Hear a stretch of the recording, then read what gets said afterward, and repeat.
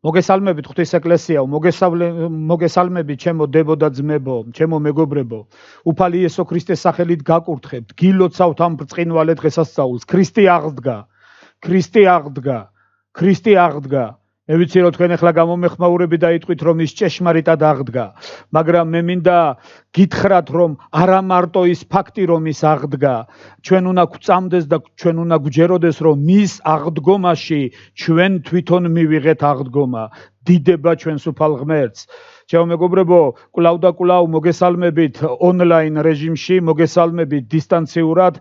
სამწუხაროა რომ ჩვენ არ გვაქვს საშუალება შევიკრიბოთ ერთად, ვიყოთ ერთობაში ფიზიკურად და აღვნიშნოთ ჩვენი უფლის იესო ქრისტეს ბრწყინვალე აღდგომა და ვიდღესასწაულოთ ეს სიცოცხლის ზეიმი სიკვდილზე, ვიდღესასწაულოთ ერთად, მაგრამ თუ ჩვენ არ გვაქვს საშუალება გვქონდეს ფიზიკური ერთობა, სულიერი ერთობა ჩვენ მუდამ გვაქვს და ვერავინ ვერ დაგვიშლის და ვერავინ ვერ შეგვეწინააღმდეგება, ერთი ვიყოთ ჩვენს უფალში, უფალი იესო ქრისტეში, იმიტომ რომ ჩვენი უფალი ის არის დროის, სამყაროს და სივრცის ღმერთი. მისთვის არ წარმოადგენს პრობლემას არც დრო, არც სივრცე და არც მანძილი. ასე რომ ჩვენ ის მიუხედავად იმისა, რომ ქვეყანაში არსებული სიტუაციის გამო არ გვაქვს შესაძლებლობა ერთ დარბაზში, ერთ ეკლესიად შევიკრიბოთ ერთ შენობაში და ერთად ვიდღესასწაულოთ, ჩვენ შეგვიძლია მაინც ვიყოთ ერთობაში სულიწმინდასთან, ერთობაში ჩვენ ცოცხალ ღმერთთან, ერთობაში ჩვენს მკვდრეთით აღმდგარ ცოცხალ მარადის ცოცხალ უფალთან და ვიდღესასწაულოთ ეს ბრწყინვალე დღესასწაული. კიდევ ერთხელ გილოცავთ, კიდევ ერთხელ გაკურთხებთ უფალი იესო ქრისტეს სახელით და მისმა მადლმა, მისმა წყალობამ, მისმა მშვიდობამ აავსოს თქვენი ცხოვრება და შეცვალოს ყოველივე რაც არ ემორჩილება მის ნებას ჩვენსა და თქვენს ცხოვრებაში უფალი იესო ქრისტეს სახელით. მე დღეს მინდა გაგამხნეოთ სააღდგომო სიტყვით, მე დღეს მინდა გელაპარაკოთ მკვდრეთით აღდგომაზე და მინდა თქვენთან ერთად გავიხარო და ისა ვიზეიმოთ ეს დიდებული დღესასწაული. ჩემო მეგობრებო, დღეს თქვენ ალბათ აკვირდებით ახალ ამბებს, თქვენ ალბათ აკვირდებით იმ შემაშფოთებელ ნიუსებს, რაც ვრცელდება ტელევიზიით, მასობრივი ინფორმაციის საშუალებებით.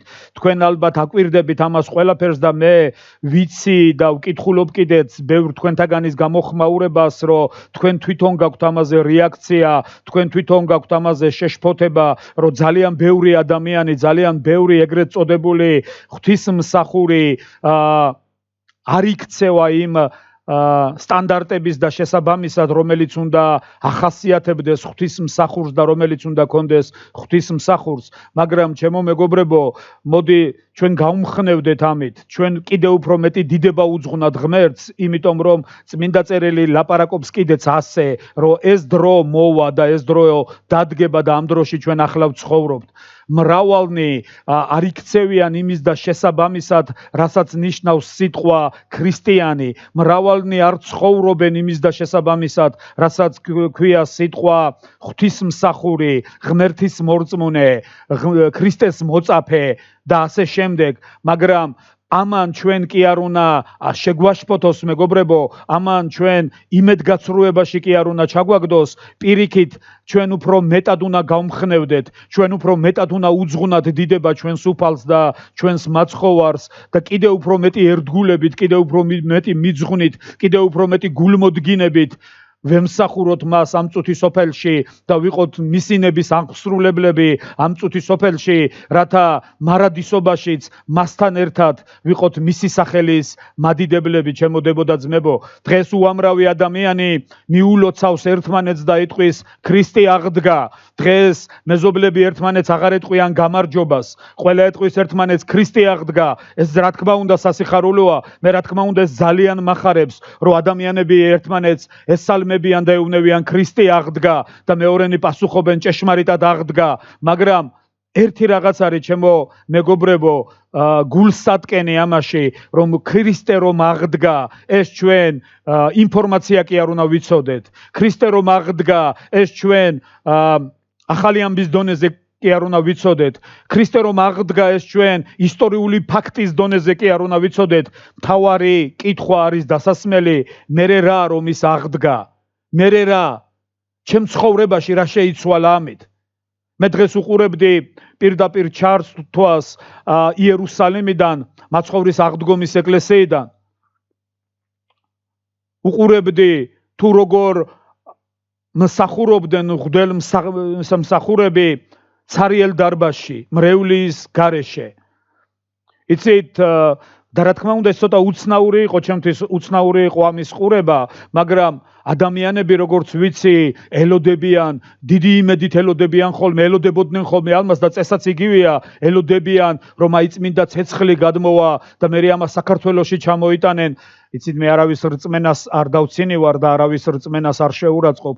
მე უბრალოდ მინდა ერთი რაღაც ვიცოდე, როგორც ჩვენ ზიარების მსახურებაზე ვილაპარაკეთ, დიდ ხუთშაბათს, მნიშვნელობა იმას კი არა აქვს, რომელ საიდუმლოში მიიღებ მონაწილეობას. მნიშვნელობა იმას კი არა აქვს, რომელ ლიტურგიაში მიიღებ მონაწილეობას. მნიშვნელობა იმას კი არა აქვს, რას შეჭამ, ან რას დალევ. მნიშვნელობა იმას კი არა აქვს, სახლში ცეცხლს მიიტან თუ რას მიიტან. მნიშვნელობა აქვს იმას, შენ როგორ გწამს. მნიშვნელობა აქვს იმას, შენ როგორ აღიქვავ.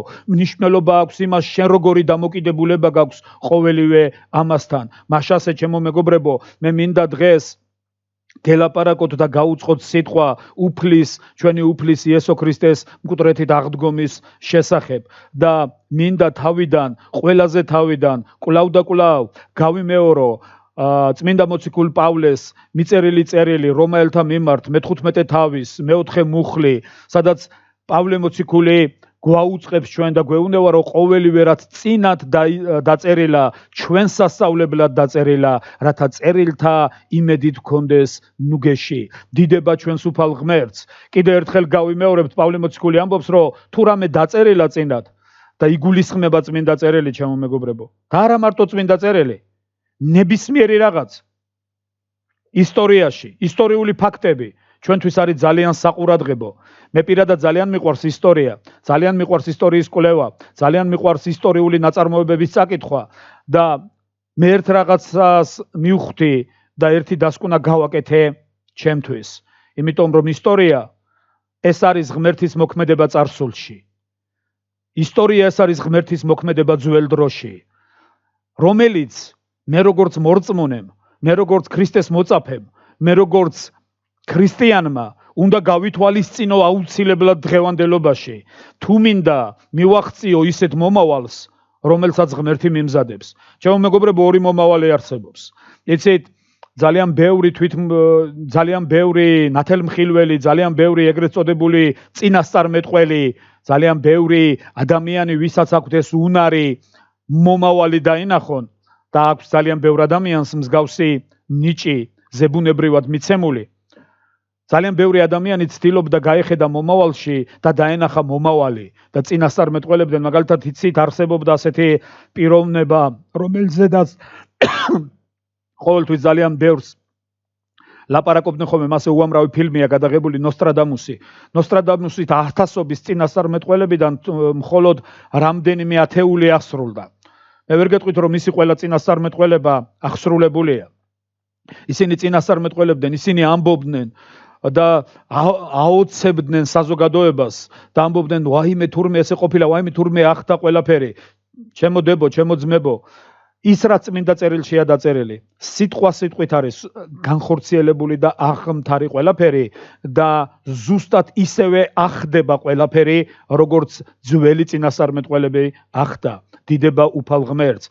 ასე რომ მე მინდა გითხრათ, რომ ორი მომავალი არსებობს. ორი მომავალი არსებობს შენთვის და ჩემთვის. ერთი იმას, რომელსაც გვიმზადებს ჩვენი უფალი და ჩვენი ღმერთი და ის მომავალი, რომელსაც გვიმზადებს ღმერთი, რომ დადგეს შენთვის და ჩემთვის, დადგეს ჩვენ ცხოვრებაში, ჩვენ აუცილებლად უნდა გავითვალისწინოთ ღმერთის სიტყვა დღევანდელობაში. ჩვენ აუცილებლად უნდა შევძლოთ, გავიგოთ, მოვისმინოთ და გავიგოთ ღმერთის ნება დღევანდელობაში, გავითვალისწინოთ ღმერთის მოქმედებები წარსულ დროში, გაკვეთილად ვაქციოთ ჩვენთვის ღმერთის მოქმედებები წარსულ დროში, თუ გვინდა რომ ისეთი მომავალი დადგეს ჩვენ ცხოვრებაში, რომელსაც გვიმზადებს ჩვენი უფალი, თუ არ გავითვალისწინებთ, თუ არ მოვისმენთ, თუ არ გავიგებთ, განა მომავალი არ იქნება მომავალი, მაგრამ ის იქნება ისეთი, როგორიც შენ აირჩიე. ის იქნება ისეთი, როგორიც ადამიანმა აირჩია და მაშინ ძალიან ბევრი ადამიანი იტყვის და ძალიან ბევრისგან მომისმენია ესმე სად არის ღმერთი. ძალიან ბევრისგან მომისმენია ტრაგიკულ დროს, როცა ტრაგიკული მომენტები დადგა, როცა გამოუსწორებელი მომენტები დადგა, როცა გამოუსწორებელი ამბები და ტრაგედიები დატრიალდა. მაშინ ძალიან ბევრ ადამიანს უთქვამს, რომ სად არის ღმერთი. ძალიან ბევრ ადამიანს უთქვამს, რომ ფუჭი იმედი გამოუნახია თავისთვის და ფუჭი რაღაც უთქვამს, რომ ალბათ ღმერთსაც კარგები უნდა თავისთვის და ასე შემდეგ, მაგრამ სწორედ ეს არის, ჩემო მეგობრებო, თითეული ჩვენთაგანისთვის სასწავლებელი. ბოლოს თქმა იმის, რომ სად არის ღმერთი. ღმერთი არის უზენაესი სამართლიანობა, ღმერთი არის უზენაესი სიკეთე, ღმერთი არის უზენაესი სიყვარული, ღმერთი არის უზენაესი სიწმინდე, მაგრამ იქ გამომდინარე იქიდან, რომ ღმერთი არის უზენაესი სიწმინდე, ღმერთი არასდროს, კიდე გავიმეორებ, არასდროს არ არღვევს შენს კეთილნებას. ღმერთი შენი ნების გარეშე არასდროს არ იჭრება შენ ცხოვრებაში. ღმერთი შენი ნების გარეშე არასდროს არ შეეხება შენსას. იმიტომ რომ წმინდა წერილი ამბობს, ეს არის გამოცხადების წიგნი, მეორენაირად მას აპოკალიფსიც ქვია, გამოცხადება წმინდა მოციქულის იოანესი, მესამე თავის მე-20 მუხლი, სადაც წმინდა მოციქული გვწერს, რომ ქრისტე ამბობს, აი ვდგავარ კართან და ვაკაკუნებ. ქრისტე არ ამბობს, მე შემოვამტვრევ კარებს, მე ვერ დამაკავებს კარები. ქრისტე ამბობს, მე ვდგავარ კართან და ვაკაკუნებ.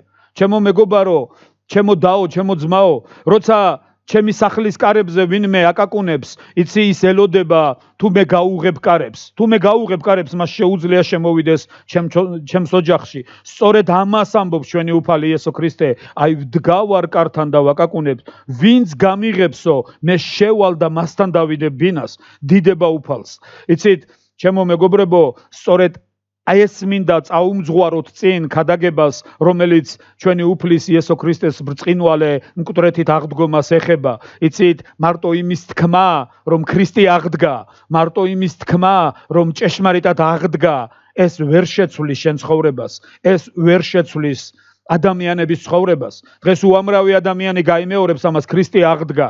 დღეს უამრავი ადამიანი ილოცებს ალბათ და იტყვის, რომ ქრისტეს აღდგომის მადლი შეგეწიოს. უსურვებენ ამას ერთმანეთს, გაუგზავნიან ერთმანეთს მისალოცებს. მე მაგალითად უკვე მომდის სოციალური ქსელებით ბევრი მილოცვა, ბევრი გიფი, ბევრი სურათი და წერენ ქრისტე აღდგა, ჭეშმარიტად აღდგა, გილოცავთ ამას. მაგრამ მე მინდა ვიცოდეთ ერთი რაღაც. ის აღდგა, ის რო აღდგა, ეს ისტორიული ფაქტია. ის რო აღდგა, ამის უარყოფა ყველაზე დიდ სკეპტიკოსებსაც კი არ შეუძლიათ. ის აღდგა, ეს დადასტურებულია ყველა დონეზე. მაგრამ შეცვალა კი მისმა აღდგომამ შენი ცხოვრება. შეცვალა კი მისმა აღდგომამ ჩემი ცხოვრება. ამიტომ მინდა დღევანდელი დღე დავიწყოთ წმინდა მოციქულ პავლეს შეგონებით, რომ ყოველივე რაც წინათ დაწერილა, ჩვენ სასწავლებლად, შენსა და ჩემს სასწავლებლად დაწერილა, რათა წერილთა ნუგეშით ვქონდეს იმედი. ჩვენი იმედი უნდა ეყრდნობოდეს წმინდა წერილს, რომელიც არის უტყუარი, უცდომელი ჭეშმარიტება, დიდება უფალს, როგორც ადრე გაუწყეთ ჩემო მეგობრებო, რომელთა მიმართ მიწერილ წერილში მე-10 თავის მე-17 მუხლში წმინდა მოციქული პავლე გვეუბნება, რომ რწმენა მოსმენისაგან, მოსმენა ქრისტეს სიტყვისაგან. დიდება ჩვენს უფალს. იცით, აქაც პავლე მოციქული ამბობს იგივეს, რომ ყოველივე რაც დაწერილია, ჩვენ სასწავლებლად არის დაწერილი. ეს ყველაფერი, ყველა ისტორიული ფაქტი, თუ რა მოიმოქმედა უფალმა იესო ქრისტემ, გუშინ ტელეეთერით იმედის არხზე გადიოდა ფილმი იესო ქრისტეს ცხოვრება. და მე და ჩემი მეუღლე უყურებდით. და მე მახსოვს ჩემ მეუღლეს ჰქონდა ძალიან ისეთი აღშფოთებული რეაქცია ისა იმიტომ რომ ბიბლიური ტექსტები იყო აბსოლუტურად დამახინჯებული. აბსოლუტურად გაუკუღმართებული. სულ სხვა რამეს ამბობს წმინდა წერილი და ხშირად ტექსტი, თარჯიმანი, გახმოვანება ფილმის, დუბლირება ფილმის როცა ხდებოდა, არ ვიცი, ამას ალბათ წმინდა წერილთან არაახლოს მყოფი ადამიანები ახმოვანებდნენ. საერთოდ აცდენილი იყო წმინდა წერილს და მე მახსოვს ჩემი მეუღლის აღშფოთება, როცა ის ამბობს, რას ლაპარაკობენ? სულ სხვა რამეს ლაპარაკობენ, სულ სხვა აზრზე მიდის წერილი.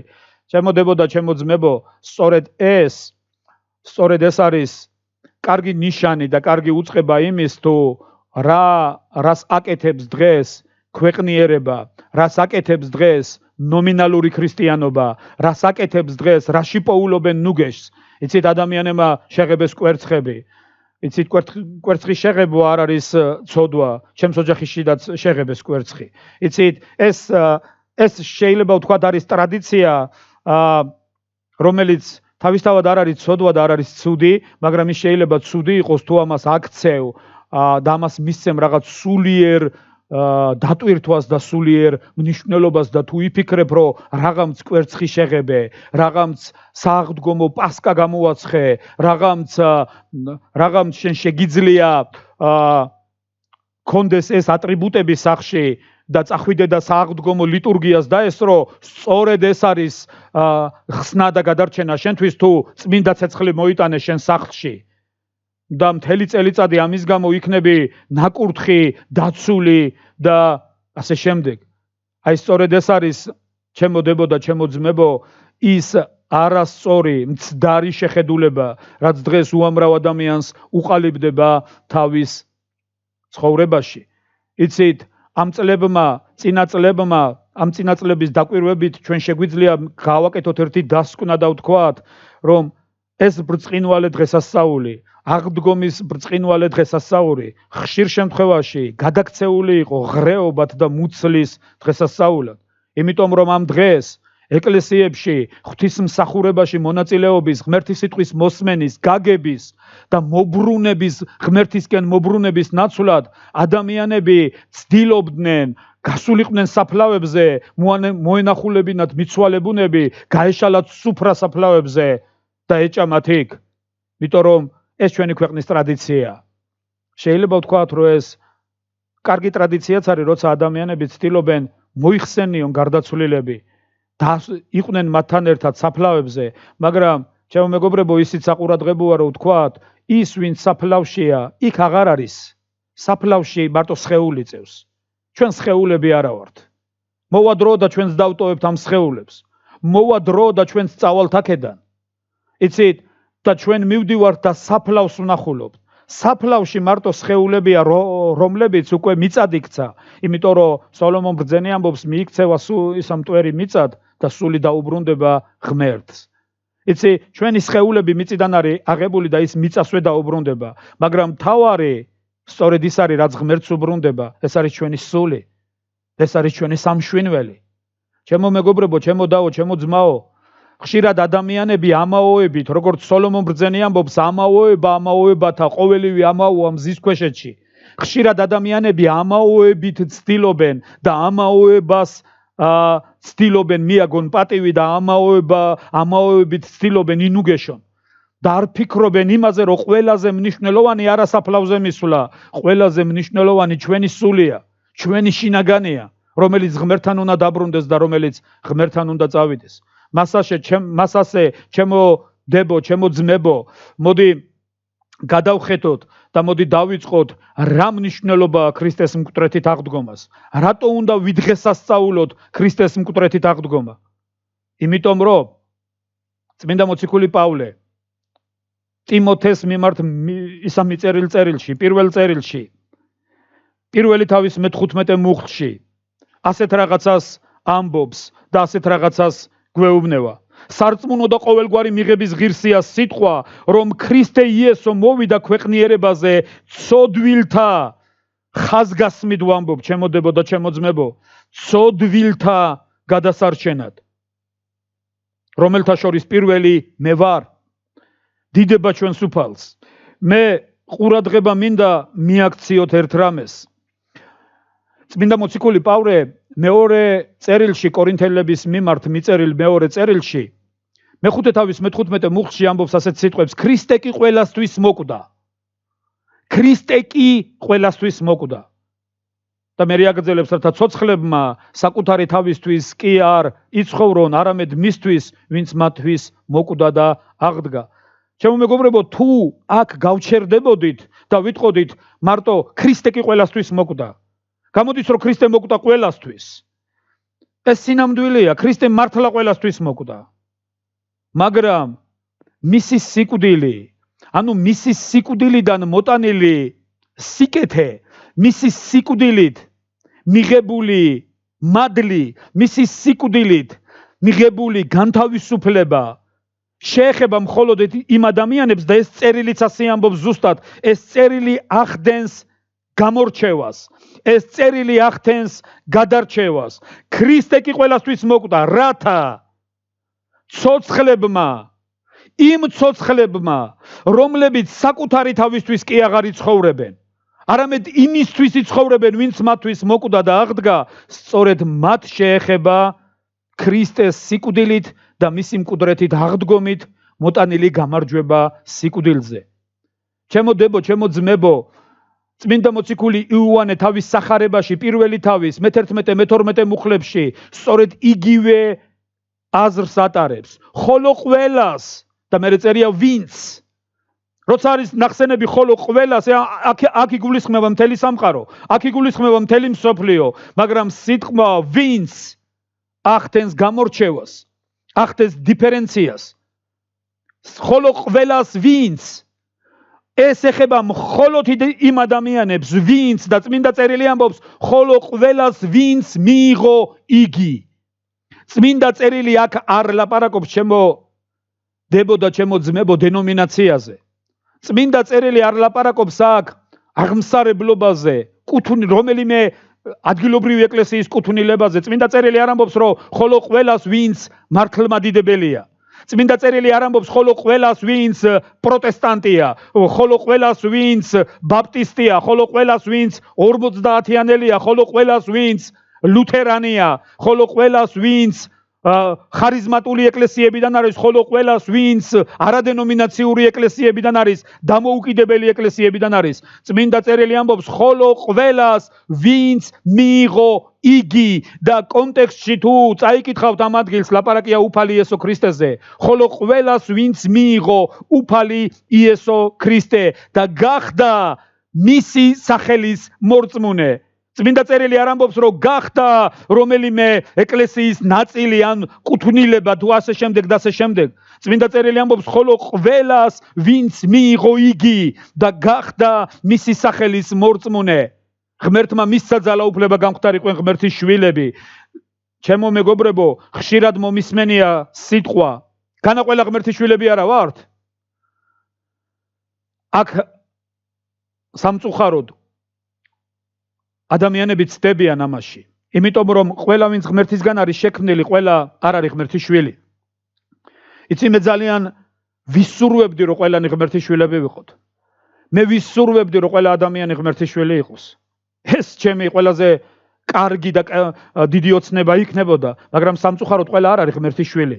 იმიტომ რომ წმინდა წერილი ამბობს, ხოლო ყველას ვინც მიიღო იგი, მისი სახელის მორწმუნეს. მისცა ძალაუფლება გამختარიყვენ ღმერთის შვილები. ადამიანები ხშირად ამბობენ, განა ყველანი ღმერთის შვილები არა ვართ? ჩემო მეგობრებო, უამრავი ადამიანი დადის დედამიწაზე, მაგრამ მამაჩემს ორი შვილი ვყავართ. მე და ჩემი ფიზიკური, ხორციელი და სულიერი ძმა.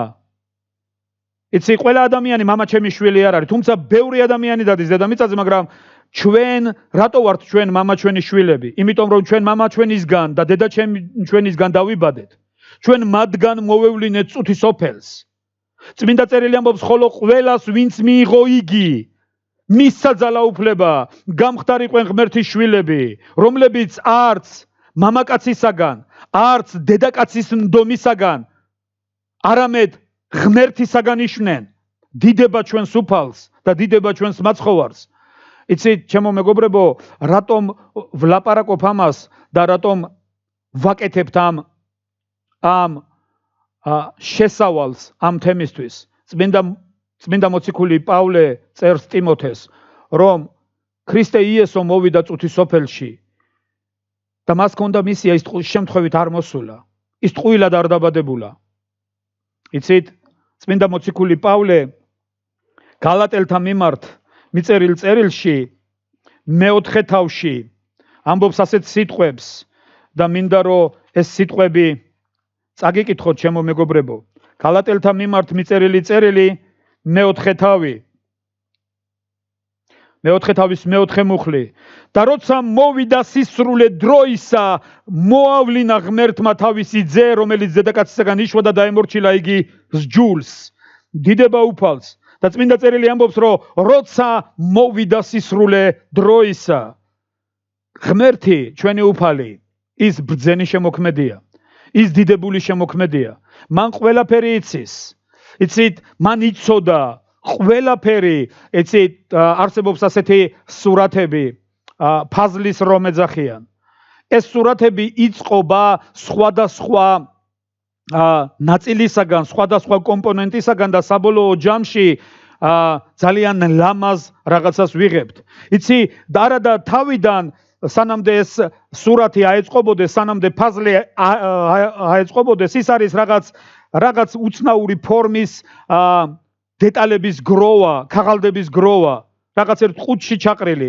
მაგრამ როცა ადამიანი დაიწყებს ამ დეტალების თავთავის ადგილზე დალაგებას და როცა ჩვენ თავიდან გაურკვეველია სურათი, როცა მეორეს ვდებთ, კიდევ უფრო გაურკვეველ, მესამე, მეოთხე, მეხუთე რაღაცას დაემსგავსა, მეექვსე, მეშვიდე, მაგრამ ჯერ კიდევ გაუგებარია რა იქნება და როცა ვალაგებთ ყველა დეტალს თავთავის ადგილზე, საბოლოო ჯამში ვიღებთ დიდებულ სურათს. იცით, ძალიან ბევრი კითხვა არსებობდა, ძალიან ბევრი ადამიანი რწმენით ლოცულობდა, ელოდებოდა მესიას, ელოდებოდა ქრისტეს, ელოდებოდა მხსნელს. ადამიანები ოცნებაში გარდაიცვალნენ, რომ დაბრუნდებოდა უფალი იესო ქრისტე. იცით, დღევანდელ დღეებშიდაც კი ისრაელში არის ასეთი ტრადიცია, როცა შაბათის აღნიშვნაზე ჯდებიან სუფრასთან, როცა შაბათის სუფრას შლიან, თუ ოჯახში არის 4 წევრი, სუფრასთან დებენ 5 თებს.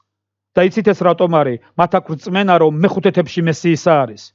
ისინი მათში არის ესეთი ტრადიცია, ისინი ელოდებიან მესიას. იცით, ბევრი ადამიანი, უამრავი ადამიანი ოცნებებში გარდაიცვალა, მაგრამ როგორც ებრაელთა მიმართ ისა წერილი ამბობს, მათ ვერ იხილეს.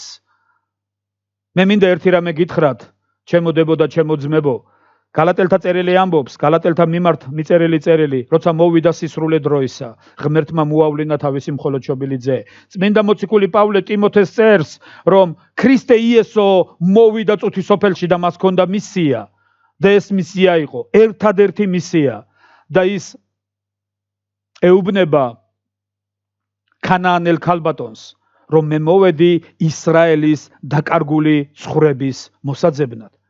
მას აქვს მისია და წმინდა წერილი ამბობს მის დედამიწაზე დაბადებაში როცა იუდეის ბეთლემში ის დაიბადა იმაში რომ ის გაიზარდა იმაში რომ ის გადაგებდა იმაში რაც მან მოიმოქმედა რასაც ჩვენ ვკითხულობთ და რაც კიდე ჩვენამდე არ მოსულა იმიტომ რომ იოანე ამბობს რომ ყველაფერი რაც იესომ მოიმოქმედა რომ დაწერილი იყო დაწერილ წიგნებს დედამიწა ვერ დაიტევდა ალბათ მაგრამ ჩვენის მოგვეცა რაც ჩვენთვის არის მნიშვნელოვანი და აუცილებელი ამიტომ ჩვენ უნდა ვიცოდეთ ყველაფერი რაც მან ისა მოიმოქმედა დედამიწაზე ამაში იყო მისია და წმინდა მოციქული პავლე ამბობს რომ ქრისტე მოვიდა დედამიწაზე ცოდვილთა ჩემო მეგობრებო, ქრისტე მოვიდა კიდევ ერთხელ გავიმეორებ, ცოდვილთა გადასარჩენად.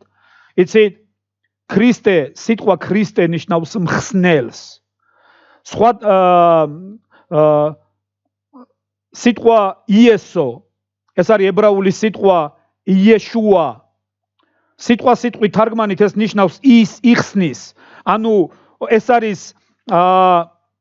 ღმერთის სიტყვის შემოკლებული ფორმა, იცი დღეს უამრავი ადამიანი ლაპარაკობს, რომ ღმერთის წმინდა სახელი, რომელიც ძველ აღთქმაში დაახლოებით 7000 ჯერ გვხვდება და რომელიც აღინიშნებოდა ტეტროგრამატონით IHVH და რომელიც სწორი გახმოვანება დღეს სამწუხაროდ არავის არ შეუძლია 100%-იანი მტკიცებულებით თქვას მეცნიერებმა, რომ ეს ასე ხმოვანდებოდა, იმიტომ რომ ებრაული ენა არის ძალიან სპეციფიკური ენა, ძველ ებრაულში განსაკუთრებით ხმოვნები თუ ხმოვანზე სიტყვა იწყებოდა, ხმოვანი მაშინ იწერებოდა. შუაში სიტყვის მიმდინარეობისას ხმოვნები არ იწერებოდა, მარტო თანხმოვნებს წერდნენ. ხმოვნები აღინიშნებოდა, იგულისხმებოდა.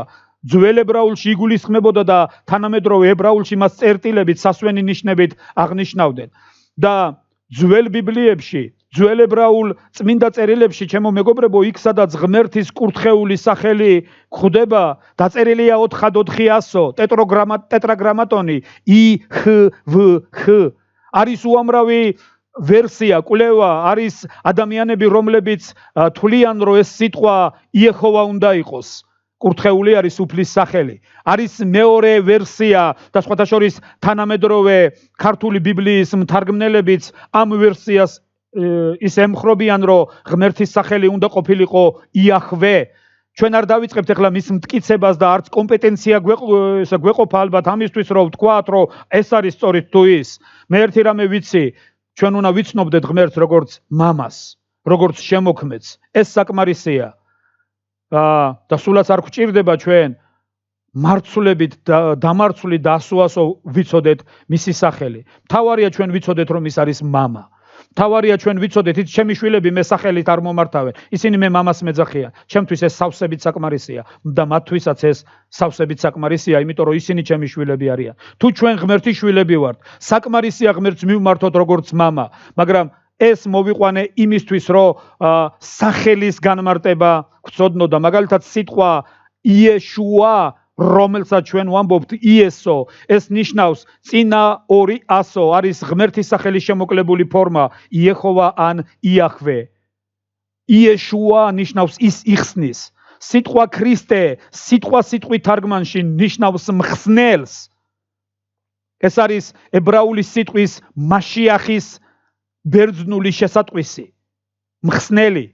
ესაიას წინასწარმეტყველებაში 53 თავის 100 მუხლში წმინდა წერილი ამბობს, მე ვარ მე და არ გამოსახულა ჩემამდე ღმერთი და არც ჩემს შემდეგ არ გამოისახება და მე ვარ უფალი და არავინ არის მხსნელი ჩემს გარდა, ამბობს წმინდა წერილი. არავინ არის ქრისტე, არავინ არის მაშიახი, ესე რომ ვთქვათ, ჩემს გარდა დიდება უფალს. იცი, ქრისტე როგორც მხსნელი. დღეს ძალიან ბევრი ადამიანი ამბობს, რომ ის სამყაროს მხსნელია, ის სამყაროს გადამრჩენელია, ის სამყაროს მაცხოვარია. თუმცა ჩემო მეგობრებო, ერთი რამე უნდა გაიგოთ. წმინდა წერილი ასე არ ამბობს. წმინდა წერილი ამბობს, რომ ქრისტე როგორც მხსნელი მხოლოდ ერთი კატეგორია ადამიანებისთვის არის მხსნელი. და წმინდა მოციქული პავლე წერს ამას ტიმოთეს, რომ ქრისტე იესო მოვიდა წუთის სოფელში ცოდვილთა გადასარჩენად. ჩემო მეგობარო, ჩემო დაო, ჩემო ძმაო, ქრისტე მაშინ ხდება მხსნელი, როცა მე მივხვდებით, რომ ჩვენ ცოდვილი ადამიანები ვართ. როგორც ამბობს წმინდა მოციქული პავლე რომაელთა მიმართ მიწერილი წერილის მე-7 თავში. პავლე ამბობს, უბადრუკი ადამიანი ვარ. ვინ დამიხსნის მე ამ სიკვდილის მონობისაგან? მე დეტალურად რო დავიწყო ამ ყველა მუხლის საკითხვა, ჩვენ ალბათ 2 დღე არ გვეყოფა, ამიტომ მოკლედ გეტყვით, ჩემი სიტყვებით გეტყვით, რომელთა მე-7 თავის მოკლე შინაარს. პავლე მოციქული ამბობს, რომ რჯული წმინდა, ღმერთისაგან მოცემული რჯული წმინდა, მაგრამ მე ვარ ხორციელი, მე ვარ ფიზიკური. ამიტომ კი არის რჯული წმინდა, მაგრამ მე არ შემიძლია მისი შესრულება, რადგან შინაგანი კაცის მიხედვით ამბობს ისა წმინდა მოციქული პავლე, მე მსიამოვნებს ღმერთის რჯული, მაგრამ ჩემს ასუებში ვპოულობ სხვა კანონს, რომელიც მატყოვებსო მე და მხდის ჩემში მებრძოლი ცოდვის კანონის ტყვედ და მე ამიტომ ამბობს, უბადრუკი ადამიანი ვარ. ვინ დამიხსნის ამ სიკვდილის მონობისაგანო. ჩემო მეგობრებო, მე გირჩევთ დღევანდელ დღეს იმისთვის რომ ამაზე კარგად იფიქროთ. მოდი წაიკითხეთ ყურადღებით რომელთა მიმართ მიწერილი წერილის მე-7 მერვე თავები. დიდება უფალს. პავლე მოციქული ამბობს, მე უბადრუკი ადამიანი ვარ, რჯული გალატელთა წერილში მეორე თავში, რომელთა მიმართ მიწერილი წერილის მესამე თავში, პავლე მოციქული ამბობს, რომ რჯულის საქმეებით ვერავით არის ხორციელი ვერ გამართლდება. აბარა რჯული უმართლობა არამც და არამც რჯული წმინდა, მაგრამ სულ სხვა რამისთვის იყო რჯული მიცემული. რჯული არ იყო მიცემული იმისთვის, რომ ადამიანი რჯულს დაიცავდა და ეს გაამართლებდა მას. რომელთა მიმართ მიწერილი წერილის მე-7 თავში პავლე მოციქულმა აღმოჩენა გააკეთა და თქვა, რომ კი არის რჯული წმინდა, მაგრამ მას ვერავით არის ხორციელი ვერ შეასრულებს, იმიტომ რომ რჯული მიცემული იყო იმისთვის, რომ ცოდვა გამოჩენილიყო. ცოდვა გამოჩენილიყო, უმთრო მძაფრი გამხდარიყო. იცით, მედიცინაში არსებობს ინექციები. მაგალითად, მე როცა თინეიჯერი ვიყავი დაახლოებით 16 წლის, დავადდი ღვიძლის დავადებით. სიყვითლეს რომ ეძახიან, ბ-ვირუსი მქონდა. და გარეგნულად ეს საერთოდ არ ჩანდა. იცით, უბრალოდ კუჭის ტკივილი მაწუხებდა. მივედი ექიმთან. ხან რა წამალი გამომიწერეს, ხან რა, ხან და რო არ გამიარა, ბოლო-ბოლო მითხრა, რომ ინფექციურში წადიო. როცა წავედი ინფექციურში, გამსინჯეს და მითხრეს, რომ ეხლა ერთ წამალს გაგიკეთებთ და დაახლოებით 15 წუთის მერე ცხადი გახდება ყველაფერი და როცა ეს წამალი გამიკეთეს, მე არ მახსოვს ამ წამლის სახელი, მე უბრალოდ ფაქტი მახსოვს. 15 წუთის შემდეგ სარკეში რო ჩავიხედე, შემეშინდა, იმიტომ რომ სულ გაყვითლებული ვიყავი. თვალები მქონდა ფორთოხლისფერი. თურმე მე არა ვარ მედიკოსი და მე არ შემიძლია სამედიცინო ენაზე გელაპარაკოთ, მაგრამ მე მოგიყვანთ ერთ შედარებას. ბ-ვირუსს ახასიათებს თურმე ისე, რომ ის ვითარდება და ის მიმდინარეობს უხილავად. მისი სიმპტომები გარეგნულად არ ჩანს. როგორც აი ეხლა ჩვენ ცხოვრობთ დროში, ჩემო მეგობრებო, როცა ქვეყანაში, მსოფლიოში არის ახალი კორონავირუსის COVID-19 ინფექცია. სხვათა შორის COVID-19 უმრავლეს შემთხვევებში სიმპტომების გარეშე მიმდინარეობს. საერთოდ არ ავლენს თავს და როცა თავს გამოავლენს, უკვე დაგვიანებული არის ხოლმე. და ამბობენ, რომ დაახლოებით 28 დღე მას აქვს საინკუბაციო პერიოდი და იგი ამ პერიოდში ადამიანი შეიძლება იყოს ვირუსის მატარებელი და ვირუსის გადამდები, მაგრამ ვერ ხვდებოდეს სიმპტომებს. სწორედ აი მსგავსი რაღაცის წინაშე დავდექი, მე კი იყო ჩემში ეს ვირუსი. დაახლოებით ერთ კვირაზე მეტი ვიარე მე ამით. დაახლოებით ერთ კვირაზე მეტი თურმე ეს დაავადება ჩემში იყო, თუმცა არანაირი სიმპტომი არ მქონია ამის, არანაირი. ბოლო დღეებში შემაწუხა უბრალოდ რაღაც აი გულძმარვა. და როცა წამალი გამიკეთეს, ამ წამალმა ის რაც დაფარული იყო, გამოიტანა გარეთ და უკვე ცხადი გახდა ყველასთვის. და ცხადი გახდა ყველა ადამიანისთვის, რომ მე ვიყავი დაავადებული ღვიძლის დაავადებით, ღვიძლის ვირუსული დაავადებით. ამას სხვადასხვა სახელით მოიხსენებენ, ზოგი სიყვითლეს ეძახის, ზოგი ბოტკინს ეძახის და ასე შემდეგ და ასე შემდეგ. ჩემო მეგობრებო, პავლე მოციქული ამბობს, რომ რჯულის საქმეებით ვერავით არის ხორციელი ვერ გამართლდება. აბა რაღაცომ იყო მაშინ რჯული მიცემული? რჯული იყო იმიტომ მიცემული, რომ რჯულით გამოჩენილიყო ცოდვა. გალატელთა მიმართ მიწერილი წერილის მეორე თავის მე-16 მუხლში პავლე მოციქული ამბობს, რომ მე უთხარიო პეტრეს, თუ შენ იუდეველი წარმართივი ცხოვრობ, მაშინ რაღაცომ აიძულებ წარმართებს, რომ გაიუდეველდნენ, რადგან ჩვენ როცა შევიტყვეთ, რომ რჯულის საქმეებით ვერავით არის ხორციელი ვერ გამართლდება, ჩვენ გადავწყვიტეთ, რომ ადამიანი გამართლება არა რჯულის საქმეებით, არამედ ქრისტე იესოში რწმენით. ჩვენ ვირწმუნეთ ქრისტე იესო, რაც და გავმართლდეთ ქრისტეში რწმენით. რჯული იყო მიცემული იმისთვის, ჩემო მეგობრებო, რომ ცოდვა ზედმეტად ცოდვილი გამოჩენილიყო. როგორც იგივე რომელთა მიმართ მიწერილი წერილის მე-7 თავში წმინდა მოციქული პავლე ამბობს, რომ რჯულმაო მცნებიდან აიღო საბაბი და ის რაც ჩემთვის სასიცოცხლო იყო, მეგონა სასიკვდილო აღმოჩნდა ჩემთვის. რათა ცოდვა ზედმეტად ცოდვილი გამოჩენილიყო. სწორედ ეს ამას აკეთებდა რჯული. იცით, რჯულს ორნაირი მიდგომა აქვს, ჩემო მეგობრებო. მაგალითად, იყვნენ ადამიანები, რომლებსაც უფალი იესო ქრისტე მოიხსენიებდა როგორც თვალთმაქცევს. მათესახარების 23 თავში მოთხრობილია არი ქვესათაური, ასეთი 7 ვაგი ვაიწერია. მოდი გადავშალოთ მათესახარების 23 თავი და წავიკითხოთ ჩემო მეგობრებო, თუ როგორ მოიხსენიებს უფალი ჩვენი და მაცხოვარი ჩვენი ადამიანების ერთ კატეგორიას. მე-13 მუხლიდან ვაი თქვენ მწიგნობარნო და ბარისეველნო, თვალთმაქცნო, რომ ცათასასუფეველს ახშობთ ადამიანთა წინაშე, რადგან თქვენ არ შედიხართ და შემსვლელებსაც არ უშვებთ. ვაი თქვენ მწიგნობარნო და ფარისეველნო და თვალთმაქცნო, ვინაიდან გადასჭამთ ქვრივთა სახლებს და მოსაჩვენებლად დიდხანს ლოცულობთ, ამისათვის უფრო დიდ სასჯელს მიიღებთ. ვაი თქვენ მწიგნობარნო და ფარისეველნო, თვალთმაქცნო, რომ შემოივლით ზღვასა და ხმელეთს, რომ ერთი მაინც გახადოთ პროზელიტად და როცა გახდება, მასაც გადააქცევთ გენის ძედ თქვენზე ორჯერ უარესად. ვაი თქვენ ბრმაწინამძღოლებო, რომლებიც ამბობთ, ვინც ტაძარს დაიფიცებთ, არაფერია, ხოლო ვინც ტაძრის ოქროს დაიფიცებთ, ის ვალდებულიაო. და ასე შემდეგ მე არ წავიკითხავ მთელ მონაკვეთს.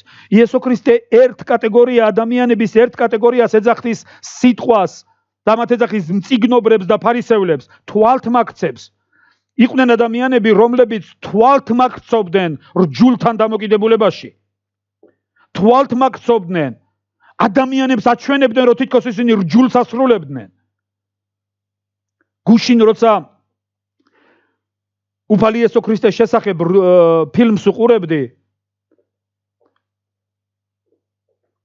იქ კარგად აქვს რეჟისორს დანახული, მარტო ეს მომენტი მომეწონა სხვათა შორის. ეს ფილმი მთლიანად ძალიან კარგი ფილმია, თუმცა თარგმანი იყო ცუდი.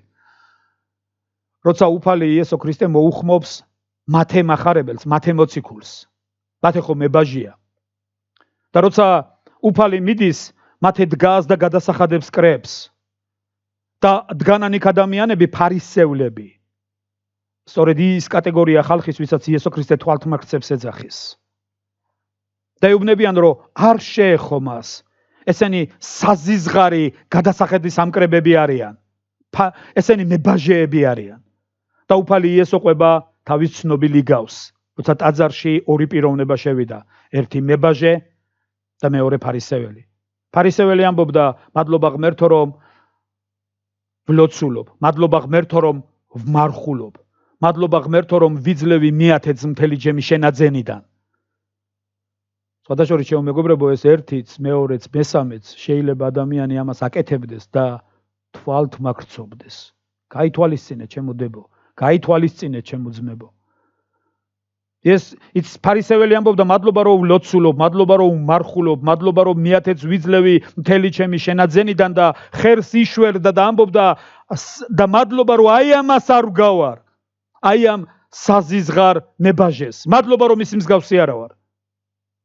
ხოლო მებაჟე განცდისგან, უძლურებისაგან, სხვათა შორის თუ მოისმინეთ ჩვენი ეკლესიის უფროსი მწყემსის პასტორ გიორგის ქადაგება დიდ ხუთშაბათს, ის ლაპარაკობდა სუსტზე, ის ლაპარაკობდა უძლურზე, რომ ღმერთმა უძლური და სუსტი მიიღო, ღმერთმა უძლური და სუსტი შემოირიგა, ღმერთი უფალი ჩვენი იესო ქრისტე ამ დედამიწაზე განკაცდა და მოვიდა იმიტომ, რომ უძლური და სუსტი წამოეყენებინა და გაეძლიერებინა და პავლე მოციქულიც გვასწავლის, რომ რწმენაში უძლური მიიღეთ ვაზთა განუსჯელად.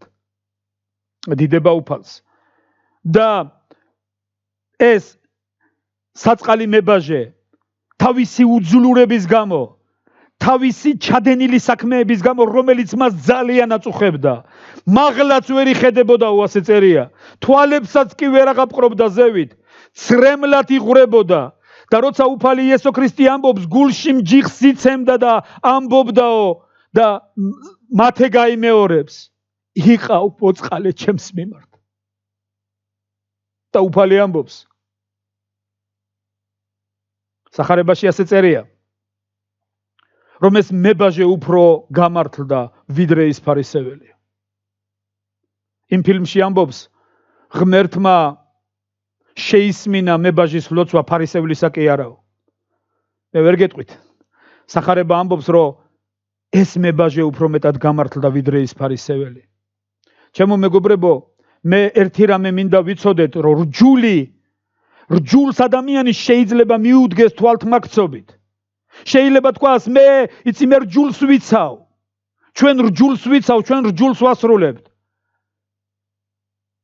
წმინდა წერილი ამბობს, რომ რჯულის საქმეებით ვერავითარი ხორციელი ვერ გამართლება და იცით რატომ?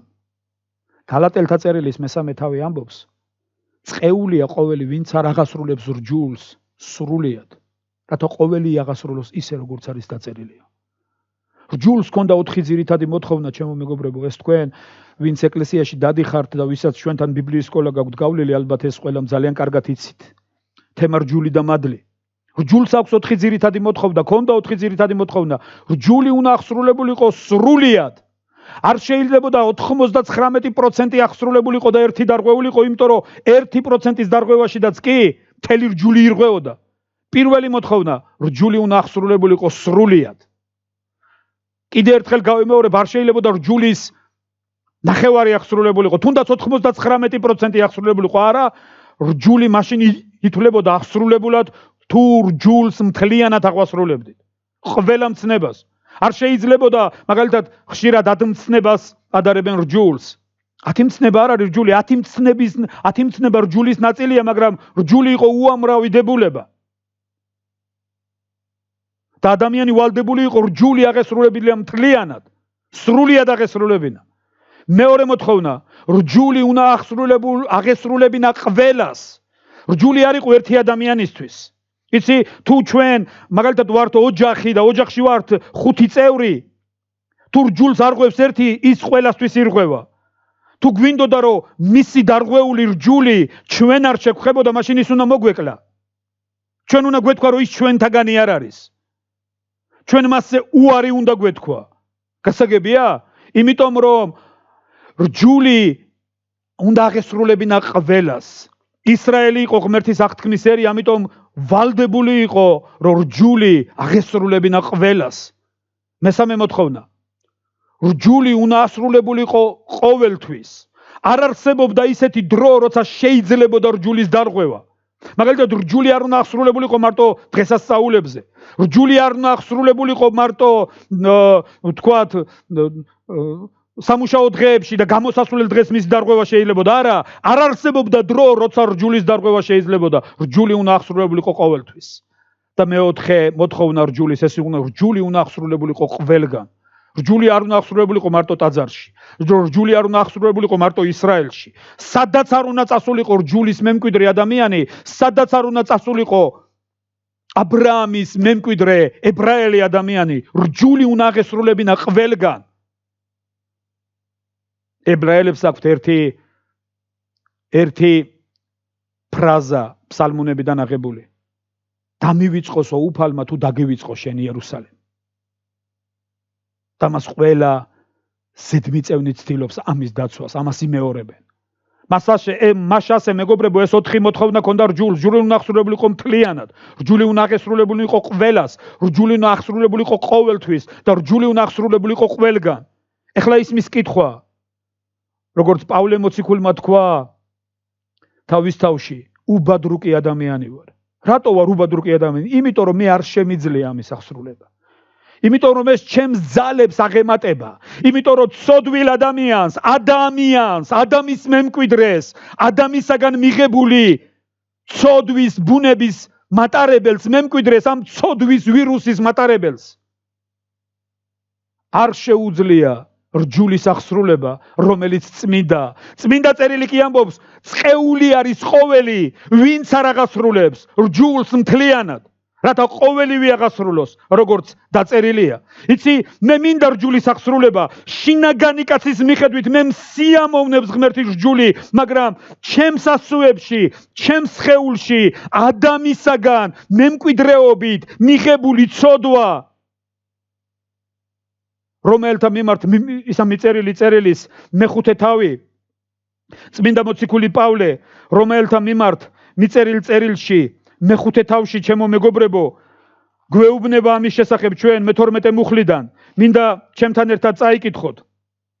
იმიტომ რომ როგორც ერთი ადამიანის მიერ ცოდვა შემოვიდა ქვეყნიერებაზე, ვინ არის ეს ერთი ადამი? ის ერთი ადამიანი, ეს არის ჩვენი დიდი წინაპარი, რომლის სახელსაც ვატარებთ. ადამიანები ვარ ჩვენ. ესე იგი ჩვენი დიდი წინაპარი არის ადამი. და წმინდა წერილი ამბობს, იმიტომ რომ ერთი ადამიანის მიერ ცოდვა შემოვიდა ქვეყნიერებაზე, ხოლო ცოდვის მიერ სიკვდილი, ასევე სიკვდილი გადავიდა ყველა ადამიანში, იმიტომ რომ ყველამ შესცოდა ამაში, რაში, ვისში, ადამიანში, ჩემო მეგობრებო. ჩვენ გენეტიკურად ღმერთს ადამიანში ვყავდით გათვალისწინებული. ჩვენ ადამიანის ბუნების რეპროდუქცია ვართ დღეს. ადამიანისგან მივიღეთ მემკვიდრეობით ცოდვის ბუნება. იცით, მე არაფერი არ გამიკეთებია ცუდი. როცა დავიბადე, იცით, მამაჩემი მოყვარული ფოტოგრაფი იყო და უამრავი სურათები მაქვს ჩემი პატარაობის. და იცით, ძალიან ბევრი სხვადასხვა ადგილებში, ლამას ადგილებში გადაღებული სურათები და როცა დავიბადე, ჩემზე ანგელოზი. მაგრამ ამ ანგელოზს შიგნით ჰქონდა ვირუსი, რომელიც იყო ცოდვის ბუნება. და ჩემი სხეულის ზრდასთან ერთხელ ამ ცოდვილმა ბუნებამ გამოვლინება დაიწყო. მე არაფერი არ გამიკეთებია ცუდი, მე უბრალოდ დავიბადე ამ მემკვიდრეობით. მე მივიღე ჩემი წინაპრებისაგან მათი წინაპრების მიერ მიღებული მემკვიდრეობა და ეს არის ცოდვის ბუნება, იმიტომ რომ მე ადამიანი ვარ. და მე მემკვიდრეობით მივიღე ადამიანის ბუნება, რომელიც არის ცოდვის ბუნება, რომელიც არის კეთილისა და ბოროტის გარჩევის ხის ნაყოფის ჭამის შედეგი. და მე მივიღე ეს ბუნება და ყველა ადამიანი დღეს ამ ბუნების მატარებელია. იმიტომ რომ მე წინამსახურებაზეც ვილაპარაკე და გავიმეორებ, ხშირად ჩვენ, იცი, ადამიანის ბუნება რა არის? ადამიანს ღმერთი კი არ დაუვიწყებია. ადამმა აირჩია ესეთი ცხოვრების სტილი, ღმერთს, აი ჩვენი სიტყვებით რო გამოვხატოთ, შენიყავი შენთვის. და მე დღესასწაულებზე, მსახურების დღეებში მოვალ ხოლმე შენთან, მაგრამ ცხოვრებაში, ყოველდღიურობაში მე თვითონ მივიღებ გადაწყვეტილებებს. მე გადავწყვიტავ ჩემთვის რა არის კარგი, რა არის ცუდი. მიავირჩევ მარჯვნივ თუ მარცხნივ. მიავირჩევ ეხლა გავჩუმდე თუ ვიყვირო. მიავირჩევ ეხლა დავარტყა თუ მოვითმინო. მიავირჩევ მოვიყვანო თუ გავეყარო. მიავირჩევ. ხოლო შენთან მოვალ ჩემი გადაწყვეტილებებით, მოგიტან მსხვერპლს და შენ აკურთხე ხოლმე ჩემი გადაწყვეტილებები. ეს არის ჩემო მეგობრებო, ადამიანის შეხედულება, ადამიანის წარმოდგენა ღმერთზე. ეს არის შედეგი კეთილისა და ბოროტის გარჩევის ხის ნაყოფის ჭამისა. და დაბადების მესამე თავის 22 მუხლში უფალი ამბობს, აი გახდა ადამი როგორც ერთი ჩვენთაგანი, კეთილისა და ბოროტის შეცნობაში. იმიტომ რომ ის არავის აღარ შეეკითხება, ის თვითონ გადაწყვიტავს. სწორედ ეს ბუნება მივიღე ჩემო მეგობრებო ჩვენ ღმერთისაგან და გვავიწყდება რომ დაბადების მეორე თავის მე-17 მუხლში ღმერთმა გააფრთხილა ადამი და უთხრა, კეთილისა და ბოროტის გარჩევის ხის ნაყოფი არ ჭამო, რადგან რა დღესაც შეჭამ სიკვდილით მოკვდები. იცით, ჩვენ ვერც კი ვხვდებით როგორ მოვკვდით, როგორ მოუწყდით ჩვენი სიცოცხლის სათავეს. ჩვენ ვერც კი ვხვდებით როგორ მოუწყდით ღმერთს. ჩვენ ვერც კი ვხვდებით, იმიტომ რომ სიტყვა ღმერთი არ დაგვიწყია. თუ ჩვენ შეგვიძლია ხანდახან პირჯვარი გადავიწერო და ვთქვა დიდება შენ ღმერთო, ჩვენ გონია რომ ამით ღმერთთან ვართ. თუ ჩვენ შეგვიძლია ბიბლიის სიტყვები წავიკითხოთ და ვისწავლოთ რამდენიმე მუხლი, ჩვენ გონია რომ ღმერთი ჩვენთან არის. მაგრამ მინდა შეგეკითხო ჩემო დაო, ჩემო ძმაო, არის ღმერთი შენს გადაწყვეტილებებში? როცა შენ წყვეტ, როცა შენ ირჩევ პროფესიას, არის ღმერთი შენს გადაწყვეტილებებში? როცა შენ ირჩევ შენი ცხოვრების სტილს, არის ღმერთი შენს გადაწყვეტილებებში? უფალი იესო ქრისტე გეთსემანიის ბაღში ლოცულობდა. ეს არის იოანეს სახარების მე-17 თავი. და ის ამბობს, მამაო, თუ შესაძლებელია ამარიდე ეს სასმისი. მაგრამ მან თქვა ერთი მნიშვნელოვანი სიტყვა, მაგრამ არა ისე როგორც მე მინდა მამაო, არამედ ისე იყოს როგორც შენ გინდა. მე მინდა შეგეკითხო ჩემო ძვირფასო დაო და ძმაო, თუ არის ღმერთი შენს გადაწყვეტილებებში, თუ გილოცია ასე რომ მამაო, მე კი მინდა ასე, მაგრამ ისე კი არა მე რომ მინდა, არამედ ისე იყოს როგორც შენ გინდა. ჩემო მეგობრებო, დღეს ძალიან ცოტა თუ მოიპოვება ადამიანი, ვინც ასე ლოცულობს. დღეს ადამიანის უმრავლესობა ლოცულობს, იცი როგორ? მამაო, მაკურთხე რომ ეს მოვიპოვო, მამაო, მაკურთხე რომ ჩავაბარო, მამაო, მაკურთხე რომ სამსახური ვიშოვო, მამაო, მაკურთხე რომ მანქანა ვიყიდო, მამაო, მაკურთხე რომ ბინა ვიყიდო, მამაო, მაკურთხე რომ ჯამრთელი ვიყო, მაგრამ ძალიან ცოტა, მერწმუნე ძალიან ცოტა ადამიანი რომელიც ლოცულობს, მამაო, ისე კი არა მე რომ მინდა, არამედ ისე როგორც შენ გინდა. ხშირად ერთი ქართული ანდაზა სრულდება ხოლმე მელას, რაც ელანდებოდა, ისე სიზმრებოდაო. ხშირად ჩვენ წარმოვიდგენთ ხოლმე, ხშირად ჩვენ ვამბობთ, ეს ღმერთს უნდა ასე, ღმერთს უნდა რომ ბედნიერი ვიყო, იცი რატო ინგრევა ოჯახები, მეგობრებო? იმიტომ რომ ადამიანები თვლიან რომ აქ უბედური ვარ და ღმერთს უნდა რომ ბედნიერი ვიყო. იცით რატომ ამბობენ ხშირად ადამიანები უარს რაღაცის გაკეთებაზე? იმიტომ რომ თვლიან რომ ეს ძნელია და ღმერთს არ უნდა რომ ეს ძნელი რაღაცეები და ცუდი რაღაცეები ვაკეთო. სწორედ ეს მინდა გითხრა, ჩემო მეგობრებო. მე მივიღებ ბუნებით, მემკვიდრეობით მივიღებ ბუნება, ადამიანის ბუნება, ეს ბუნება მე თან დამყვა. მე დავიბადე ამ ბუნებით. მე დავიწყე სიარული ამ ბუნებით. იცი, როცა მხედავდი, უი ანგელოზი, რა ლამაზი ანგელოზი, რა კარგად ამბობს ლექსებს. ჩემი ოჯახის ახლობლები, ჩემი ბიძები ბინძურ ლექსებს მასწავლიდნენ ხოლმე. და როცა უყვებოდი, იხოცებოდნენ სიცილით, უხაროდათ. რა კარგად ამბობს. მაგრამ როცა გავიზარდე და მაშინ დავიწყე ამ სიტყვების ლაპარაკი, ეს აღარ მოსწონდათ. იცი, ცოდვილმა ბუნებამ ჩემი სხეულის ზრდასთან ერთად ჩემში დაიწყო მოქმედება. მან აიღო ძალაუფლება ჩემს სურვილებზე, მან აიღო ძალაუფლება ჩემს ნებაზე და მან დაიწყო მართვა ჩემი სურვილების და ჩემი ნების. როგორც პავლე მოციქული ამბობს, შინაგანი ადამიანის მიხედვით მსიამოვნებს ღმერთის რჯული, მაგრამ ჩემს ასუებში ვხედავ სხვა კანონს, რომელიც მხდის მე სოდვის კანონის ტყვედ. მე კი არ მეკითხება. არა, ის იღებს ძალაუფლებას ჩემზე და რასაც უნდა, იმას მაკეთებინებს. ამიტომ ამბობს პავლე მოციქული, კი მინდა, მაგრამ არ შემიძლია. უბადრუკი ადამიანი ვარ, ვინ დამიხსნის ამ სიკვდილის მონობისაგან. ჩემო მეგობრებო, როცა ადამიანი ასეთ მდგომარეობაში აღმოჩნდება, ეს ნიშნავს რომ ის მიხვდა. ეს ნიშნავს რომ ის მიხვდა, რომ ცოდვილია. იცი, დღეს უამრავი ადამიანი ლაპარაკობს, სხვათა შორის, როცა ადამიანი ამბობს მე ცოდვილი ვარ, ეს სულაც არ ნიშნავს რომ ის მიხვდა, რომ მართლა ცოდვილია. დღეს მოდაში არის ადამიანებმა ილაპარაკონ ჩვენ ცოდვილები ვართ. ისინი თვლიან ჩვენ ცოდვილები ვართ, ასე რომ ცოდვილები რო ვართ ეს ნორმალურია. დღევანდელი რწმენა, დღევანდელი შეხედულება ცოდვაზე და ცოდვილობაზე არის ასეთი, ნორმალურია, ბუნებრივია რომ ცოდვილები ვართ. ჩვენ ასეც უნდა იყოს, ჩვენ უნდა ვცოდოთ, ვიაროთ წუთი სოფელში ვცოდოთ, შეგვიძლია ღმერთმა ყველა დაგიფაროთ, მაგრამ მე სიტყვებზე ვამბობ, შეგვიძლია ვიმრუშოთ, შეგვიძლია მე რა ნორმად არის დღეს, იცით, დღეს ტელეშოუებში გადაიცემა, მიდის მსჯელობა ნორმალური არის თუ არა თუ კაცმა იმრუშა. დღეს ტელეშოუებში მომისმენია ჩემო მეგობრებო, რომ თვლიან რომ ქალმა არ უნდა იმრუშოს, თორე კაცმა თუ იმრუშა ეს ბუნებრივია. რა მნიშვნელობა აქვს ვინ იმრუშებს? წმინდა წერილი ამბობს 10 მცნებიდან არ იმრუშო და მორჩა. იცით, დღეს მიდის მსჯელობა, იცით, ქრისტიანები თავის თავს რო ეკლესიურებს ეძახიან. დღეს მიდის მსჯელობა იმაზე, რომ ნორმალური არის თუ არა ქორწინებამდე სექსუალური კავშირები. უამრავ ტელეშოუში, უამრავ გადაცემაში განიხილება ეს საკითხები. და თვლიან იმის ნაცვლად, რომ ადრეულ წლებში გათხოვდეს და მერე ოჯახი დაენგრეს, ჯობია, 1, 5, 6 მეგობარი ყავდეს და აი ისწავლოს ყველაფერი, გამოსცადოს ყველაფერი და აი მერე. ჩემო მეგობრებო, აქამდე მიგვიყვანა გაზავებულმა, არასწორმა აღქმამ წერილისა. აი იმ გაგებამ, რასაც ეხლა ვამბობ. დღეს ბუნებრივი ადამიანები ესაა, მე რა რომ ჩვენ ცოდვილები, ყველა ცოდვილია, ჩვენ ცოდვილები ვართ ყველანი. დავდივართ და ცოდვილები ვართ.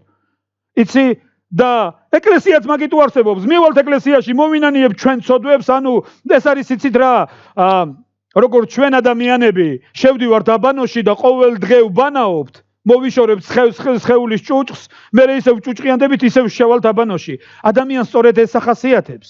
იცი, როცა ადამიანი თulis, ბუნებრივია, დავდივარ, ვწოდავ, ეს ბუნებრივია. იცი, დღეს ამიტომ გვაქვს ჩვენ, ჩემო მეგობრებო, ქრისტიანობაში, გულზე ჯვარი, პირზე გინება, საქციელში 1000 სიბინძურე. შემიძლია დავინახო ტაძარი და პირჯვარი გადავიწერო, მერე შემიძლია ვიგინო. სამწუხარო დღეს ამას ჩვენ ხვდებით, ჩემო მეგობრებო. მაგრამ ეს მათი ბრალი არ არის. ეს არის ის ტყუილი, რომელიც დაამკვიდრა ბოროტმა თანამედროვე ქრისტიანობაში. ჩვენ ცოდვილები ვართ. ბუნებრივია, რომ ცოდვილები ვართ. მაგრამ ჩვენ შეგვიძლია ვილოცოთ უფალო შეგვიწყალე, უფალო შეგვიწყალე, უფალო შეგვიწყალე, უფალო შეგვიწყალე, უფალო და თუ ამას ბევრჯერ ვიტყვით, რაც ამას ბევრჯერ ვიტყვით, უფალი შეგვიწყალებს. თუ წავალ ისა სააღდგომო ლიტურგიაზე და წმინდა ცეცხლს წამოვიღებ სახში, უფალი შეგვიწყალებს. თუ ვიყავი ბზობის დღესასწაულზე და ბზა მოვიტანე სახში, უფალი შეგვიწყალებს. თუ წავიკითხე ლოცვანი, უფალი შემიწყალებს. ჩემო მეგობრებო, მე რო ვაკვირდები თანამედროვე, არავის არ მინდა დავცინო, მაგრამ იცით, იმდენად მაქვს ეს გულში, შეუძლებელია რომ ეს არ გითხრათ. გუშინ აღშფოთებული ვიყავი, ერთი პოსტი დავწერე სოციალურ ქსელში.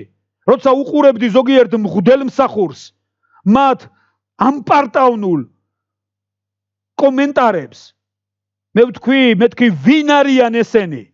რომ იმუქრებიან კიდეც. ვინ არიან ესენი? ესენი წარმოადგენენ ქრისტეს დედამიწაზე. ესენი არიან თავდაბლობის და კაცთმოყვარეობის ნიმუში. ესენი არიან სიყვარულის ღმერთის მორწმუნეები. ღმერთო დაიფარე ჩემი ქვეყანა ამადგა. იცი, აღშფოთება უკვე ვეღარ დაეტია ჩემში და გადმოხეთქა ჩემი გულიდან. ამიტომ ეხლაც არ შემიძლია ემოციის გარეშე ვილაპარაკო, ჩემო მეგობრებო. იცი, დღევანდელ მორწმუნეებს რო ვაკვირდები, ღმერთი ფილოლოგი მგონია, თითქოს ღმერთი ჩვენ წაკითხვას რამდენად სწორად ისევ ვკითხულობთ, ამას ამოწმებდეს. თუ ფიქრობთ მაინც, ჩემო დებოდაძმებო, რას კითხულობთ? თუ ფიქრობთ მაინც ამას? რა მნიშვნელობა აქვს ღვთის წინაშე, რაც წაიკითხავ, თუ შენი გულიდან არ ელაპარაკები? სწორედ ამას ვიძახი. პავლე მოციქული ამბობს, რომ ქრისტე მოვიდა დედამიწაზე ცოდვილთა გადასარჩენად. ცოდვილი ის ადამიანია, ვისაც ცოდვა აწუხებს. აი ეს არის, ჩემო მეგობრებო. ცოდვილი, ყველა ცოდვილია, რა თქმა უნდა. ყველა ამ დედამიწაზე დაბადებული არის ცოდვილი, მაგრამ არიან ადამიანები, რომლებიც თვლიან, რომ ცოდვა ნორმალურია. მათთვის ქრისტე ვერ იქნება მხსნელი. მათთვის ქრისტე შეიძლება იყოს მეფე. მათთვის ქრისტე შეიძლება იყოს ღმერთი. ზოგადი სიტყვა. მათთვის ქრისტე შეიძლება იყოს რაღაც, იცი, შეიძლება გახდეს კერპი.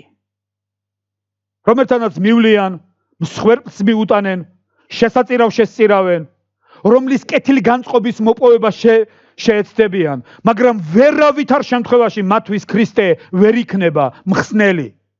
ქრისტე არის მხსნელი ერთი კატეგორია ხალხისთვის და ესენი არიან ცოდვილები, რომელნი ადამიანებიც მიხვდნენ, რომ ისინი ღმერთის გარეშე ცხოვრობენ. რომელი ადამიანებიც მიხვდნენ, როგორც პავლე მოციქული ამბობს, უბადრუკი ადამიანი ვარ. ვინ დამიხსნის ამ სიკვდილის მონობისაგან?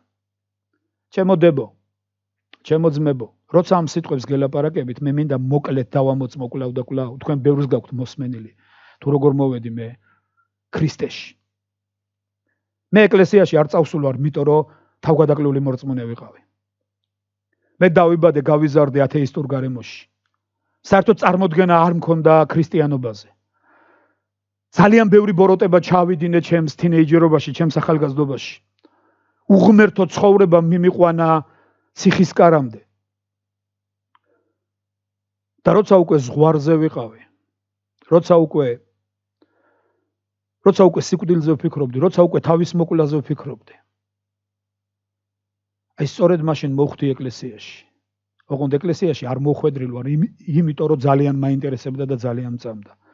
ეკლესიაში მოვხვდი იმიტომ რომ მინდოდა ჩემი დაბრმავებული მეგობრებისთვის, რომლებიც ქრისტიანები გახდნენ, მათ შორის ჩემი ძმისთვის, თვალები ამეხილა. ეკლესიაში წავედი იმიტომ რომ გაბრაზებული ვიყავი ღმერთზე. ჩემს წარმოდგენაში, როგორც ურწმუნო კაცის წარმოდგენაში, მორწმუნე იყო მეორე ხარისხოვანი ადამიანი, რომელსაც არ გაუმართლა ცხოვრებაში, ვერ მიაღწია რაღაცას, წავიდა და ეკლესიას შეაფარა თავი. მე ასეთი ადამიანი ვიყავი. არც დამიმალია ეს არასოდეს ჩემო მეგობრებო. და მე მივედი ეკლესიაში.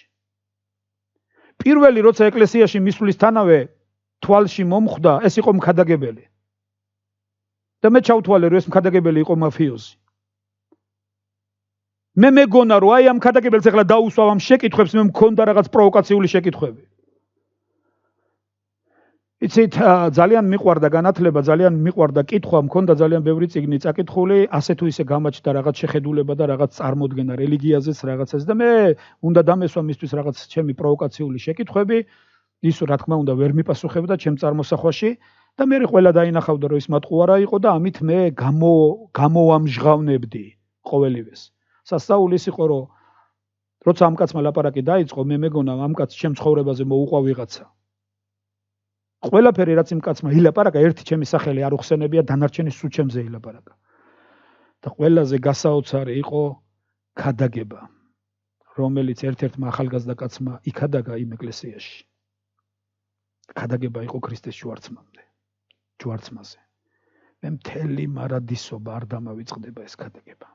იმიტომ რომ სწორედ იქ ამეხილა თვალი და სწორედ იქ მივხვდი, რომ ქრისტე მოკვდა ჩემს ნაცვლად. მასთან ერთად ჯვარს ეცვა ჩემი ცოდვილი კაცი, რომაელების 6:6. რათა გაუქმებულიყო ცოდვის სხეული და აღარ უყოფილიყავი ცოდვის ტყვე. გალატელების 3:13. ქრისტემ გამომისყიდა რჯულის სხევლისაგან და გახდა წეული ჩემს ნაცვლად. მეგობრებო, მე მახსოვს ჩემი პირველი ლოცვა. როცა მე საერთო ცხოვრებაში არასდროს არ მილოცია. ვცდილობდი ხოლმე მელოცა მამაო ჩვენო, ხან ვერ ვიზვიპირებდი, ხან რაღაცა მავიწყდებოდა. და იქ ვილოცე პირველად და ჩემი ლოცვა დაახლოებით მე ზუსტად აღარ მახსოვს იყო ასეთი. ღმერთო, მე მგონი ჭკუიდან შევიშალე. ღმერთო, მე არ ვიცი არსებობ თუ არა. მაგრამ მე მაშინ მტიროდი ჩემო დაო და ჩემო ძმაო. მე უთხარი ღმერთო, მე არ ვიცი შენ არსებობ თუ არა, მაგრამ თუ არსებობ და მეხმარე, არ მინდა მოვკვდე, მე ვკვდებოდი. ეს იყო სასწაული. მე მახსოვს, როცა შემდეგ მსახურებაზე უკვე არავის არ დაუპატიჟნივარ, მე თვითონ წავედი. მყარად გადავწყვიტე, რომ ჩემი სიცოცხლე მიმეძღვნა ქრისტესთვის. მე მახსოვს, როგორც კი გამოაცხადეს, ვის უნდა იესო ქრისტე მიიღოს თავის პირად მხსნელად, მე გავიქეცი და პირველი გავედი წინ. ჩემი ახლო გარემოცვა, ვინც იქ იყო, თურმე მათ ეგონათ, რომ მე რაღაცის გაკეთებას ვცდილობდი, ცუდის. ისინი ვერ ხედავდნენ ჩემს გულს.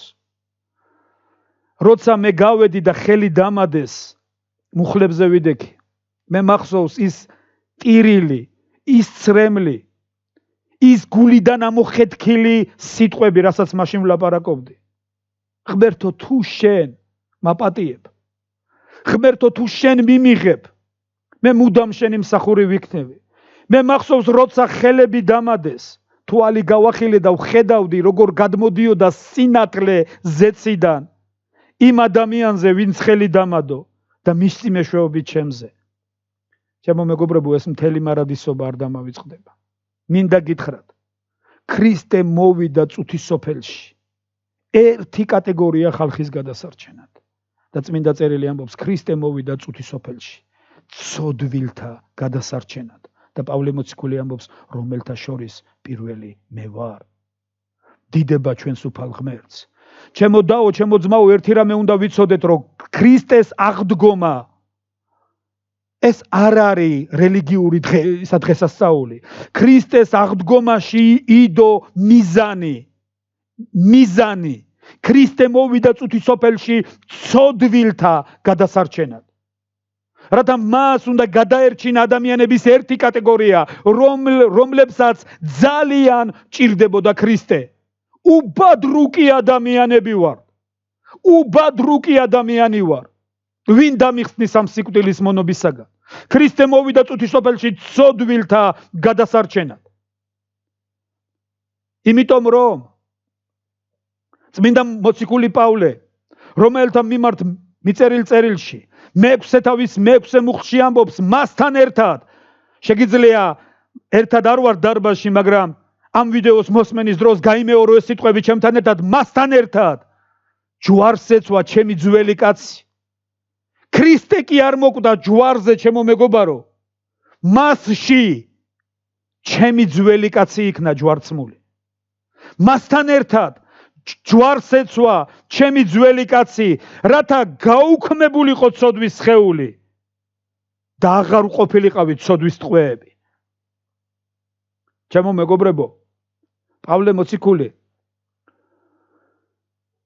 ჩვენს დამოკიდებულებას ცოდვას, ჩვენსა და ცოდვის დამოკიდებულებას, რჯულისა და ჩვენს დამოკიდებულებას და ჩვენსა და ცოდვის დამოკიდებულებას ადარებს ქმრიანი დედაკაცის დამოკიდებულებას თავის ქმართან.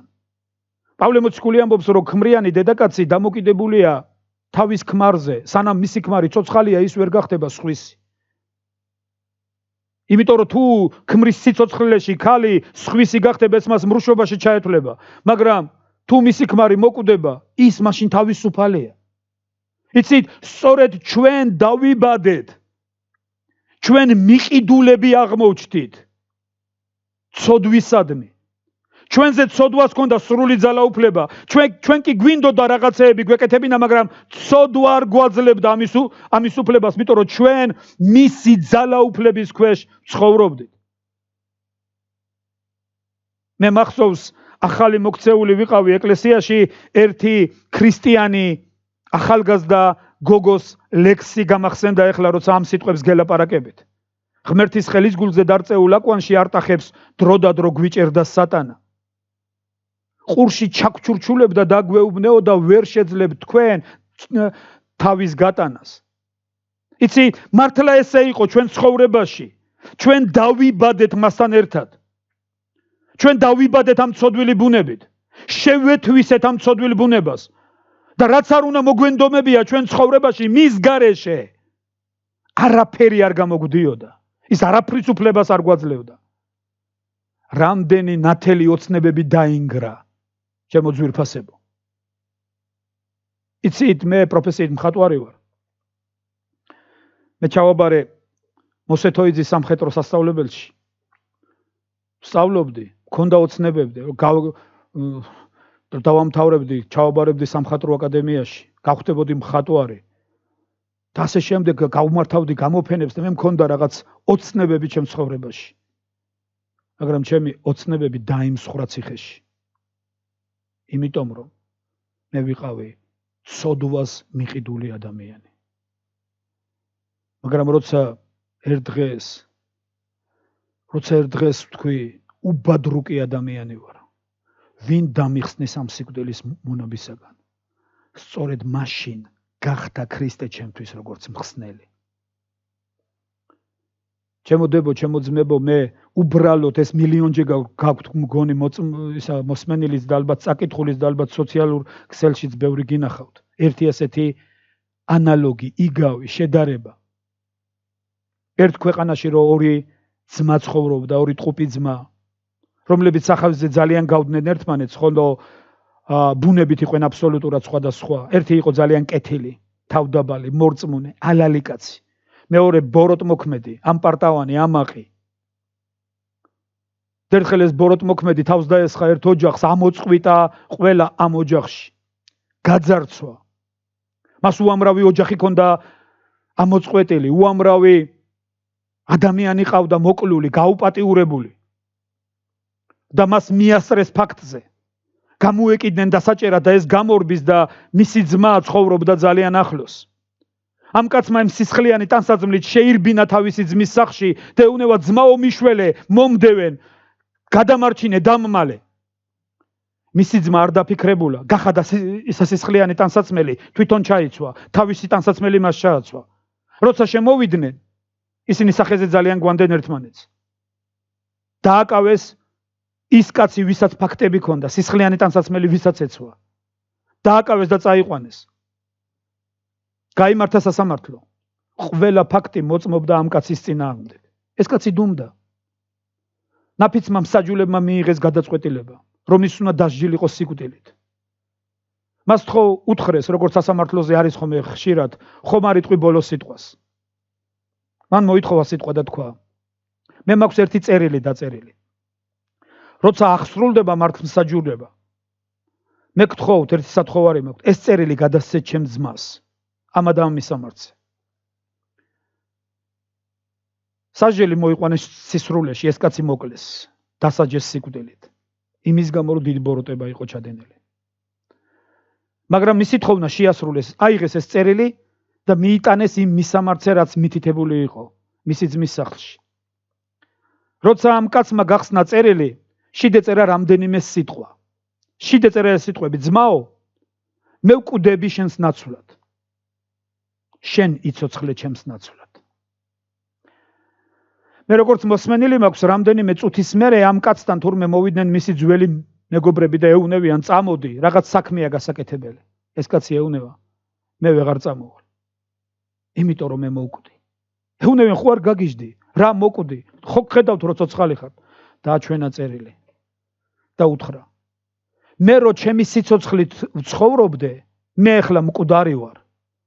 იმიტომ რომ ჩემი ძმა მოკვდა ჩემს ნაცვლად და მან დამიბარო რომ მე უნდა ვიცოცხლო მის ნაცვლად. ჩემმა ძმამ აიღო ჩემი ცოდვილი სიცოცხლე თავის თავზე და თავისი უდანაშაულო სიცოცხლე მომცა მე. ამიტომ მე ახლა მკვდარი ვარ. მე ვეღარ ვიცხოვრებ ძველი სიცოცხლით, იმიტომ რომ ეს უსამართლობა. ჩემო მეგობრებო, რომაელთა მიმართ მიწერილ წერილში წმინდა მოციქული პავლე ამბობს, რომ მასთან ერთად ჯვარს ეცვა ჩემი ძველი კაცი, რათა გაუქმდეს სოდვის სხეული და აღარ ვიყო სოდვის ტყვე. კოლასელთა მიმართ მიწერილ წერილში მესამე თავის მესამე მუხლში წმინდა მოციქული პავლე ამბობს, რომ ჩვენ დავიხოცეთ. სად დავიხოცეთ? ქრისტე იესოში, მის სხეულში დავიხოცეთ ჩვენ. ჩვენ დავიხოცეთ და ჩვენი სიცოცხლე დაფარულია ქრისტესთან ღმერთში.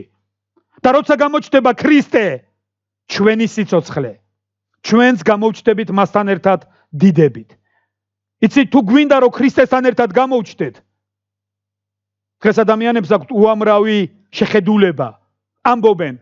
იცი, აი თუ სიკვდილის წინ ეზიარა ადამიანი, მაგალითად არის ასეთი შეხედულება, მე მომისმენია ხშირად, აღდგომის კვირაში თუ ვინმე გარდაიცვალა, ის პირდაპირ სამოთხეში მიდის. მეგობრებო, ერთი რამე იცოდეთ, წმინდა წერილი ამბობს, როცა გამოჩნდება ქრისტე, თქვენი სიცოცხლე, თუ ქრისტე ამ დედამიწაზე არის შენი სიცოცხლე, თუ მე მოვკვდი, თუ მე ამას ვირწმუნებ, ჩემო მეგობრებო, ეს არის რწმენის, ქრისტიანული რწმენის მთავარი პოსტულატი, რომ ჩვენ დავიხოცეთ ქრისტე იესოში რწმენით. მასთან ერთად ჯვარს ეცვა ჩემი ძველი კაცი, რათა გაუქმდეს სოდვის სხეული. მეგობრებო, ცოდვა არ კვდება. ცოდვა არ კვდება. ცოდვა ბუნებაა, ის ვერ მოკვდება. მაგრამ მე თუ მოვკვდები, რომაელების მე-6 თავის, რომელთა მიმართ მიწერილი წერილის მე-6 თავის მე-11 მუხლი, მე-11-მე-12 მუხლები. თქვენც ასევე ჩათვალეთ თქვენი თავი ცოდვისთვის მკვდრებად და ღმერთისთვის ცოცხლებად ქრისტე იესოში. მაშინ იმეფებს ცოდვა თქვენს მოკვდავს სხეულში, მის გულისხმათა დასამორჩილებლად. ნურც მისცემ თქვენს ასუებს ცოდვას უმართლობის იარაღად, არამედ მიართვით ღმერთს თქვენი თავი როგორც მკვდრეთით გაცოცხლებულნი, თქვენი ასუები კი სიმართლის იარაღად. სწორედ ეს არის ქრისტიანული რწმენის საიდუმლო, მეგობრებო. მე მოვკვდი გალატელთა მიმართ მიწერილი წერილის მე-2 თავის მე-20 მუხლი. წმინდა მოციქული პავლე ამბობს, მე აღარ ვცოცხლობ, ქრისტე ცოცხლობს ჩემში. და თუ ახლა ცოცხალი ვარ, ვცოცხლობ ღვთის ძეში რწმენით, რომელმაც შემიყვარა და თავი გასწირა ჩემთვის. კიდე ერთხელ გავიმეორებ, ეს მუხლი, მეგობრებო, მე მჯერა რომ ეს მუხლი ყველა მზე პირად უნდა ვიცოდეთ. ძილში უნდა გვახსოვდეს. მე აღარ ვცოცხლობ. რატო აღარ ვცოცხლობ? აბა ცოცხალი რო ვარ? არა, მე აღარ ვცოცხლობ. ქრისტე ცოცხლობს ჩემში. იმიტომ რომ მასთან ერთად ჯვარს ეცვა ჩემი ძველი კაცი, რათა გაუქმდეს სოდვის სხეული და აღარ ვიყოთ სოდვის მონები. მე აღარ ვცოცხლობ. ქრისტე ცოცხლობს ჩემში და ახლა რომ ცოცხალი ვარ, ცოცხლობ ღვთის ძეში რწმენით, რომელმაც შემიყვარა და თავი მისცა ჩემთვის. მოხდა მეგობრებო სიცოცხლის გაცვლა ქრისტე ჩემში და მე მასში. ქრისტემ შემიყვარა, მოკვდა ჩემს ნაცვლად. მომცა თავისი წმინდა სიცოცხლე და ჩემი დამცირებული სიცოცხლე აიღო თვითონ თავის თავზე და როგორც ეფესელთა მიმართ მიწერილი წერილი ამბობს, ეხლა მივდივართ კულმინაციამდე ჩემო მეგობრებო. ეფესელთა მიმართ მიწერილი წერილის მეორე თავის პირველ მუხლში წმინდა მოციქული პავლე პირველი მუხლიდან წმინდა მოციქული პავლე ასეთ სიტყვებს გვეუბნება და თქვენ აქ ჩვენს ვიგულისხმებით, ჩემო დაო, ჩემო ძმაო, აქ შენც ხარ და ჩვენ და თქვენც მკვდრები რომ იყავით თქვენი დანაშაულით და ცოდვებით. ჩემო მეგობრებო, ცოდვა სიკვდილია. ცოდვა ესაიას 59 თავის მეორე მუხლი, თქვენმა ცოდვებმაო დაფარა ღმერთის სახე თქვენგან და თქვენმა ურჯულუებებმა გამიჯნა ის თქვენგან და დაფარა მისი სახე თქვენგან რომ არ ესმიდან თქვენი. ესაიას წინასწარმეტყველებაში ასევე წერია, ხელებს რომ აღაპყრობ თვალს გარიდებთო, ლოცვებს რომ მიმრავლებთ არ ვისმენო, იმიტომ რომ ხელები სისხლით აგაგწევს. დაგწერია და თქვენ მკვდრები რომ იყავით. ეფესელების მეორე თავის პირველი მუხლი. თქვენი დანაშაულით და თქვენი ცოდვებით, რომლითაც ოდესღაც იარებოდით, ამ წუთისოფლის ჩვეულების მიხედვით, ჰაერში გაბატონებული მთავრის სულის ნებით, ამჟამად ურჩ ძეებში რომ მოქმედებს. ჩვენ ყველანი მათ შორის ცხოვრობდით ოდესღაც ჩვენი ხორციელი გულის თქმებით და ვასრულებდით ხორცის და გონების ნებას, ბუნებით რისხვის შვილები ვიყავით, სხვების მსგავსად. მაგრამ წყალობით მდიდარმა ღმერთმა თავისი დიდი სიყვარულით, რომლითაც ჩვენ შეგვიყვარა, ჩვენ დანაშაულთა გამო მკვდრები გაგვაცოცხლა. კიდე ერთხელ გავიმეორებ, ჩვენ დანაშაულთა გამო მკვდრები გაგვაცოცხლა, გაგვაცოცხლებს კი არა, გაგვაცოცხლა, უკვე გაგვაცოცხლა. ქრისტესთან ერთად მადლით ხართ გადარჩენილები. ჩემო მეგობრებო, მადლი ეს არის ბერძნული სიტყვის ხარის ქართული თარგმანი, ქართული შესატყვისი, რომელიც არც თუ ზუსტად არის გადმოთარგმნილი. სინამდვილეში მისი სწორი თარგმანი არის სიკეთე. სიკეთე. ჩვენ ღმერთის სიკეთით ვართ გადარჩენილი. სიკეთე დაუმსახურებელი საჩუქარი. ჩვენ ღმერთმა რო შეგვიყვარა, ღმერთის სიკეთით მან განიზრახა და მოიმოქმედა და ჩვენ მისი მადლით ვართ გადარჩენილები. მეექვსე მუხლი ამბობს, მკვდრეთით აღგვადგინა მასთან ერთად. დღეს ბევრი ადამიანი ამბობს, ქრისტე აღდგა. ჩემო მეგობარო, ქრისტე კი არ აღდგა, მან ჩვენ აღგვადგინა თავის აღდგომაში. იმიტომ რომ წმინდა წერილი ასე ამბობს, ჩვენ დანაშაულთა გამო მკვდრები გაგვაცოცხლა. ქრისტესთან ერთად მადლით ხართ გადარჩენილები და მკვდრეთით აღგვადგინა მასთან ერთად ზეცაშიც დაგვსხა ქრისტე იესოში. რათა მომავალ საუკუნეებში აჩვენოს თავისი მადლის გარდამეტებული სიმდიდრე სახიერები ჩვენდამი ქრისტე იესოში. მეგობრებო, სად არის დღეს ქრისტე იესო? პატარები ამბობენ, სად არის დღეს ქრისტე, რო კითხავ, ზეცაში. მეგობრებო, ქრისტე მოვიდა დედამიწაზე, იცოცხლა ამ დედამიწაზე.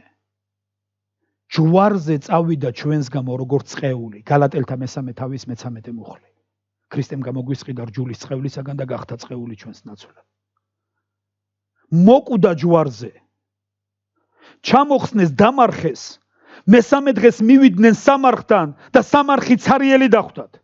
გამოეცხადა ანგელოზი და უთხრა, რატომ ეძებთ ცოცხალს მკვდრებს შორის? ის აქ აღარ არის.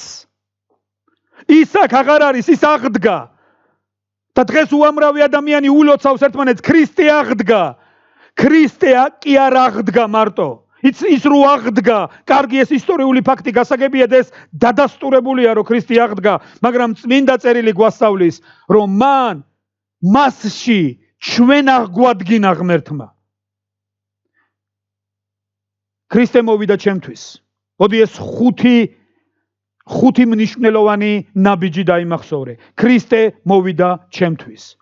ქრისტე მოკვდა ჩემთვის. ქრისტე დაიმარხა ჩემს ნაცვლად. მან ჩემი ძველი კაცი წაიყვანა და დამარხა თავის სხეულში. ქრისტე აღდგა და მე აღმადგინა. ქრისტე ამაღლდა და დაჯდა მამის მარჯვნივ და მასში ვარის ჩემი სიცოცხლე დაფარული. ხოლო ამ დედამიწაზე მან მე მომცა თავისი სიმართლე. მეორე კორინთელების მეხუთე თავის 21 მუხლი ის ვინც არ იცოდა ცოდვა ჩვენთვის გახდა ცოდვად რათა ჩვენ მასში გამختარიყავით ღვთის სამართლიანობა. ქრისტე მოვიდა ჩემთვის, ქრისტე მოკვდა ჩემთვის, ქრისტე დაიმარხა ჩემს ნაცვლად, ქრისტე აღდგა და მე აღმადგინა, ამაღლდა და დაჯდა მამის მარჯვნივ და მასში არის დაფარული ჩემი სიცოცხლე. თქვენ დაიხოცეთ კოლასელების მესამე თავის მესამე მუხლი და მეოთხე მუხლიც. მეოთხე მუხლები თქვენ დაიხოცეთ და თქვენი სიცოცხლე დაფარულია ქრისტესთან ღმერთში. და როცა გამოჩნდება ქრისტე თქვენი სიცოცხლე, თქვენს გამოჩნდებით მასთან ერთად დიდებით. იცი? ქრისტემ გამოგვისყიდა რჯულის წყევლისაგან და გახდა წყეული ჩვენს ნაცვლად. ის გახდა წყეული, როგორც მეორე კორინთელთა მეხუთე თავის 21 მუხლი ამბობს, ვინც არ იცოდა ცოდვა ჩვენთვის გახდა ცოდვად. ის გახდა ცოდვა და მისი სამართალი გადმოვიდა ჩვენში. მოციქული პავლე ამბობს, მე აღარ ვცოცხლობ. აბა ვინ ცოცხლობს? ქრისტე ცოცხლობს ჩემში. მაშინ როცა მე ვირწმუნე, იცით, დღეს უამრავი ადამიანი ამბობს, რომ ის არის მორწმუნე. მორწმუნე ნიშნავს თუ ადამიანი დადის ტაძარში, თუ ადამიანი ანთებს სანთელს, თუ ადამიანი იწერს პირჯვარს. რა თქმა უნდა, ეს ყველაფერი ახასიათებს მორწმუნეს. მაგრამ მორწმუნის უმთავრესი ნიშანი ეს არის, მას უნდა სწამდეს, რომ მე აღარ ვცოცხლობ. მე აღარ ვცოცხლობ. ქრისტე ცოცხლობს ჩემში. როცა მე მივიღე იესო ქრისტე როგორც ჩემი პირადი მხსნელი, მე მოვკვდი. მასთან ერთად ჯვარს ეცვა ჩემი ძველი კაცი, რათა გაუქმდეს ცოდვის სხეული და აღარ ვიყო ცოდვის მონები. მე აღარ ვცოცხლობ. ქრისტე ცოცხლობს ჩემში. და ის რომ ახლა ცოცხალი ვარ, მე რწმენით ცხოვრობ ღვთის ძეში, რომელმაც შემიყვარა და თავი გასწირა ჩემთვის. მე მწამს, მე მჯერა, რომ ქრისტემ ჩემი დამცირებული სიცოცხლე, ჩემი უმართლობა, ჩემი ურჯულუება თავის თავზე აიღო, დაიმარხა, აღდგა და მამის მარჯვნივ დაჯდა. და ამ დედამიწაზე მე მომცა თავის სიცოცხლე. ეხლა ყველაფერი დამოკიდებულია ერთზე, როცა გამოჩნდება ქრისტე, ჩემი სიცოცხლე. თუ ამ დედამიწაზე მე ვცხოვრობ მისი სიცოცხლით, აი სწორედ ეს არის უმთავრესი ჩემო მეგობრებო. ქრისტე კი ყველასთვის მოკვდა, როგორც ამბობს წმინდა მოციქული პავლე, რათა ცოცხლებმა საკუთარი თავისთვის კი არა, იმისთვის იცოცხლონ, ვინც მათთვის მოკვდა და აღდგა. აი მიზანი, მეგობრებო, ქრისტიანობის. დღეს უამრავი ადამიანი ქრისტემ აპატია ცოდვები, ქრისტემ ცოდვები კი არ გვაპატია მარტო, ქრისტემ გაგვამართლა, მეგობრებო. მაგრამ ეს სიმართლე მაშინ შედის კანონიერ ძალაუფლებაში, როცა მისი სიცოცხლე გახდება ჩემი სიცოცხლე. როცა მე ჩემს სიცოცხლეზე, ეს არის რწმენა, მეგობრებო, როცა მე ჩემს სიცოცხლეზე ვიტყვი უარს, ვიტყვი, რომ მე ჯვარცმული ვარ მასთან ერთად. როცა გამოჩნდება ქრისტე, ჩვენი სიცოცხლე, ჩვენც გამოვჩნდებით მასთან ერთად დიდებით, დიდება უფალს. და კიდევ მინდა ერთი მუხლი წავიკითხოთ, მეგობრებო, ეს არის წმინდა მოციქული პავლეს მიწერილი წერილი რომაელთა მიმართ, მერვე თავის პირველი მუხლი, პირველი მესამე მუხლები. ამიტომ ეხლა არავითარი მსჯავრდადება არ არის მათზე, რომლებიც ქრისტე იესოში ცხოვრობენ არა ხორციელად, არამედ სულიერად. რატომ არ არის მსჯავრდადება? იმიტომ რომ მე უკვე ვიყავი სასამართლოზე. მე ვეღარავინ დაუდებს მსჯავრს. იცით რატომ? მე უკვე გავსამართლდი. ქრისტეს სხეულში, ქრისტე გასამართლდა და მე გავსამართლდი მაშინ და სწორედ ამაზე ლაპარაკობს წერილის ამ ადგილში წმინდა მოციქული პავლე, მეგობრებო. ამიტომ ეხლა არავითარი მსჯავრდადება არ არის მათზე, რომლებიც ქრისტე იესოში ცხოვრობენ არა ხორციელად, არამედ სულიერად. რამე თუ სიცოცხლის სულის ჯულმა ქრისტე იესოში გამანთავისუფლა მე ცოდვისა და სიკვდილის კანონისაგან. ვინაიდან რა კი ვერ შეძლო ხორცის მიერ დაუძლურებულმა ჯულმა, მე წინამსახურებასაც ვახსენე ეს მუხლი, რა ვერ შეძლო ხორცის მიერ დაუძლურებულმა ჯულმა? ჩემი გაკეთილშობილება. რჯულმა ვერ შეძლო ჩემი გაკეთილშობილება. რჯულმა ვერ შეძლო ჩემი გამართლება. პირიქით, რჯულმა კიდევ უფრო მეტად დამნაშავე გამხადა. რა კი ვერ შეძლო ხორცის მიერ დაუძლურებულმა ჯულმა, ღმერთმა მოავლინა თავისი ძე ცოდვილის სხეულის მსგავსად ცოდვის გამო მსჯავრი დადო ხორცში. მე მინდა ამ მუხლის თანამედროვე გადამუშავებული 2015 წელს გამოცემული თარგმანი წაგიკითხოთ, რომელთა 8:3. ვინაიდან რა კი ვერ შეძლო ხორცის მეშვეობით დაუძლურებულმა ჯულმა, ღმერთმა მოავლინა თავისი ძე ცოდვილი ხორცის მსგავსებაში და ცოდვის გამო მსჯავრი დასდო ცოდვას ხორცში. ეს უფრო სრულყოფილი თარგმანია. ეხლა დაუკვირდით. რა კი რჯულმა ვერ შეძლო ჩემი გაკეთილშობილება, რა კი რჯულმა ვერ შეძლო ჩემი გამოსწორება, რა კი რჯულმა პირიქით კიდევ უფრო მეტად დამნაშავე გამხადა და როცა მივხვდი ამ დანაშაულს და როცა შევღაღადე ღმერთს და შევძახე რომ უბადრუკი ადამიანი ვარ, როგორც ის მებაჟე იყავ მოწყალე ჩემს მიმართ, ღმერთმა მოავლინა თავისი ძე ცოდვილის სხეულის მსგავსებაში და ცოდვის გამო, რომელი ცოდვის გამო, მეგობარო? მას ხო ცოდვა არ ჩაუდენია. ჩემი ცოდვის გამო მსჯავრი დადო ცოდვას, რომელ ცოდვას? ჩემ ცოდვას, ხორცში, ვის ხორცში? ქრისტეს ხორცში. როცა ჯვარცმულს უყურებ, ჩემო მეგობარო, მე მახსოვს ერთი კურთხეული კაცი, გორში მაცხოვრებელი, ბესო კუმრაევი, ბესაძია. მე მახსოვს, როცა პირველად ეს კაცი გავიცანი, ოსიეროვნების კაცი იყო, ძალიან საყვარელი, ღმერთზე შეყვარებული, რომელსაც ძალიან ბევრი ტანჯვა ჰქონდა ქრისტიანობისთვის გავლილი ციხეებში იყო. პირველი შეკითხვა რაც მან მითხრა, როგორ ფიქრობ, ჩემო ძმაო, რა აკავებდა ქრისტესო ჯვარზე? მე ვთხარი ლურსმები, გაეცინა. ღმერთს ლურსმები როგორ დააკავებდა, მითხრა. შენი სიყვარული აკავებდა ჯვარზე. მე ამაში დარწმუნებული ვარ.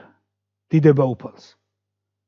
ღმერთმა მოავლინა თავისი ძე ცოდვილის სხეულის მსგავსებაში და მსჯავრი დადო ჩემს ცოდვას ქრისტეს ხორცში. ქრისტესთან ერთად მადლითა ვართ გადარჩენილები. დიდება უფალს. სწორედ ეს არის, ჩემო მეგობრებო, ქრისტიანობის ფუნდამენტი. სწორედ ეს არის, ჩემო მეგობრებო, აღდგომის მნიშვნელობა. იმიტომ რომ იგივე რომაელების წერილის მერვე თავს თუ გავაგრძელებთ და წავიკითხავთ 22-30 მუხლებს, ნახეთ წმინდა წერილი რას გვეუბნება. ჩვენ კი ვიცით, რომ ღმერთის მოყვარულებს და მისი განზრახვით მოწოდებულებს ყოველივე ეწევა სასიკეთოდ. ვინაიდან რომლებიც წინასწარ იცნო, მათ წინასწორვე განუსაზღვრა თავისი ძის ხატების მსგავსად ყოფნა, რათა იყოს პირშო მრავალ ძმას შორის. ხოლო ვისაც განუსაზღვრა, მათ მოუწოდა კიდეც, და ვისაც მოუწოდა, ისინი გაამართლა კიდეც, და ვინც გაამართლა, ისინი განადიდა კიდეც. ჩემო მეგობრებო, წმინდა წერილი ამბობს, რომ ღმერთმა წინასწარ განსაზღვრა, რომ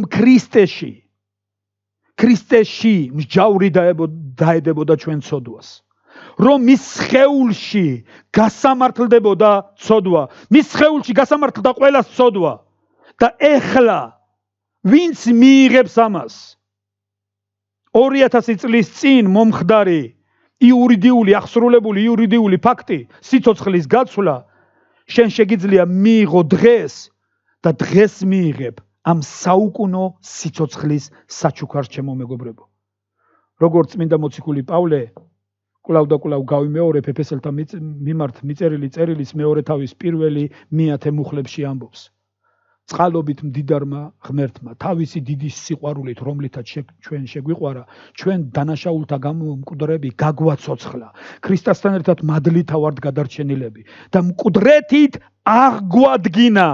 დღეს ამბობენ, ჩემო მეგობრებო, ქრისტე აღდგა. ჭეშმარიტად. ეს არ არის მთლად სწორი. ქრისტე აღდგა და მასთან ერთად ჩვენც. ქრისტე აღდგა და მასში მე აღმადგინა. ქრისტე აღდგა და მასში შენ აღგადგინა. ჩემო მეგობარო, თუ არ შეგიძლია გაბედულებით თქვა ეს. მაშინ ქრისტეს აღდგომა შენთვის ჯერ კიდევ ის მნიშვნელობა არ აქვს, რაც უნდა გქონდეს. იმიტომ რომ იესო ქრისტე მოვიდა დედამიწაზე ცოდვილთა გადასარჩენად, რომელთა შორის პირველი მე ვარ, რომელთა შორის შენ ხარ. ხოლო თუ მიიღე იესო ქრისტე, თუ შენ გჯერა რომ მასთან ერთად ჯვარს ეცვა შენი ძველი კაცი, რათა გაუქმებულიყო ცოდვის სხეული და აღარ ყოფილიყავი ცოდვის ტყვე, თუ შენ გჯერა რომ ჩვენ მოვკვდით და ჩვენი სიცოცხლე დაფარულია ქრისტესთან ღმერთში, თუ ჩვენ გჯერა რომ რა კი ვერ შეძლო ხორცის მიერ დაუძლურებულმა სჯულმა ღმერთმა მოავლინა თავისი მხოლოდშობილი ძე და მსჯავრი დადო ჩემს ცოდვას ქრისტეს ხორცში. თუ შენ გჯერა ეს, მაშინ უნდა გჯეროდეს ის რომ აღდგა, მან ჩვენ აღგვადგინა და არა მარტო აღგვადგინა, ზეცაში დაგვსხა. მან ჩვენ აღგვადგინა და ზეცაში დაგვსხა. მასთან ერთად, რაცა მომავალში აჩვენოს თავისი გარდამეტებული სიდიდე ქრისტე იესოს მეშვეობით ჩვენში. დიდება უფალ ღმერთს. ჩემო დებო, ჩემო ძმებო, მე მინდა კიდევ ერთხელ მოგილოცოთ ეს დიდებული დღესასწაული, ეს სიცოცხლის ზეიმი სიკვდილზე. ძველი ქართული საგალობელი ამბობს, ქრისტე აღდგა მკვდრეთით, სიკვდილითა სიკვდილისა დამთრგუნველი და საფლავების შინათა სიცოცხლის მიმნიჭებელი. დიდება ჩვენს უფალ, ჩვენს მაცხოვარ ღმერთს. იცით, მე მინდა მიულოცოთ მთელ ქვეყანას, მთელ წუთისოფელს აღდგომა და აი აღდგომის არსი შეხებოდეს ყველა ადამიანს ჩვენს ქალაქში, ჩვენს რეგიონში, ჩვენს ქვეყანაში, ჩვენს ერში, ჩვენს ხალხში, ჩვენს ირგვლივ მაცხოვრებლებში და ამ მკვდრეთით აღმდგარში გაცოცხლებული იყოს ყველა თქვენი ახლობელი, ჩვენი ახლობელი. ქრისტე აღდგა. ქრისტე აღდგა. ქრისტე აღდგა. ჭეშმარიტად. მოდი ვილოცოთ და მადლობა უთხრათ ღმერთს. მადლი უფლისა ჩვენისა იესო ქრისტესი და სიყვარული ღვთისა და მამისა და ზიარება სული წმიდისა ჩვენ ყოველთაგანს. ამენ. დაი გაკურთხოთ ღმერთმა.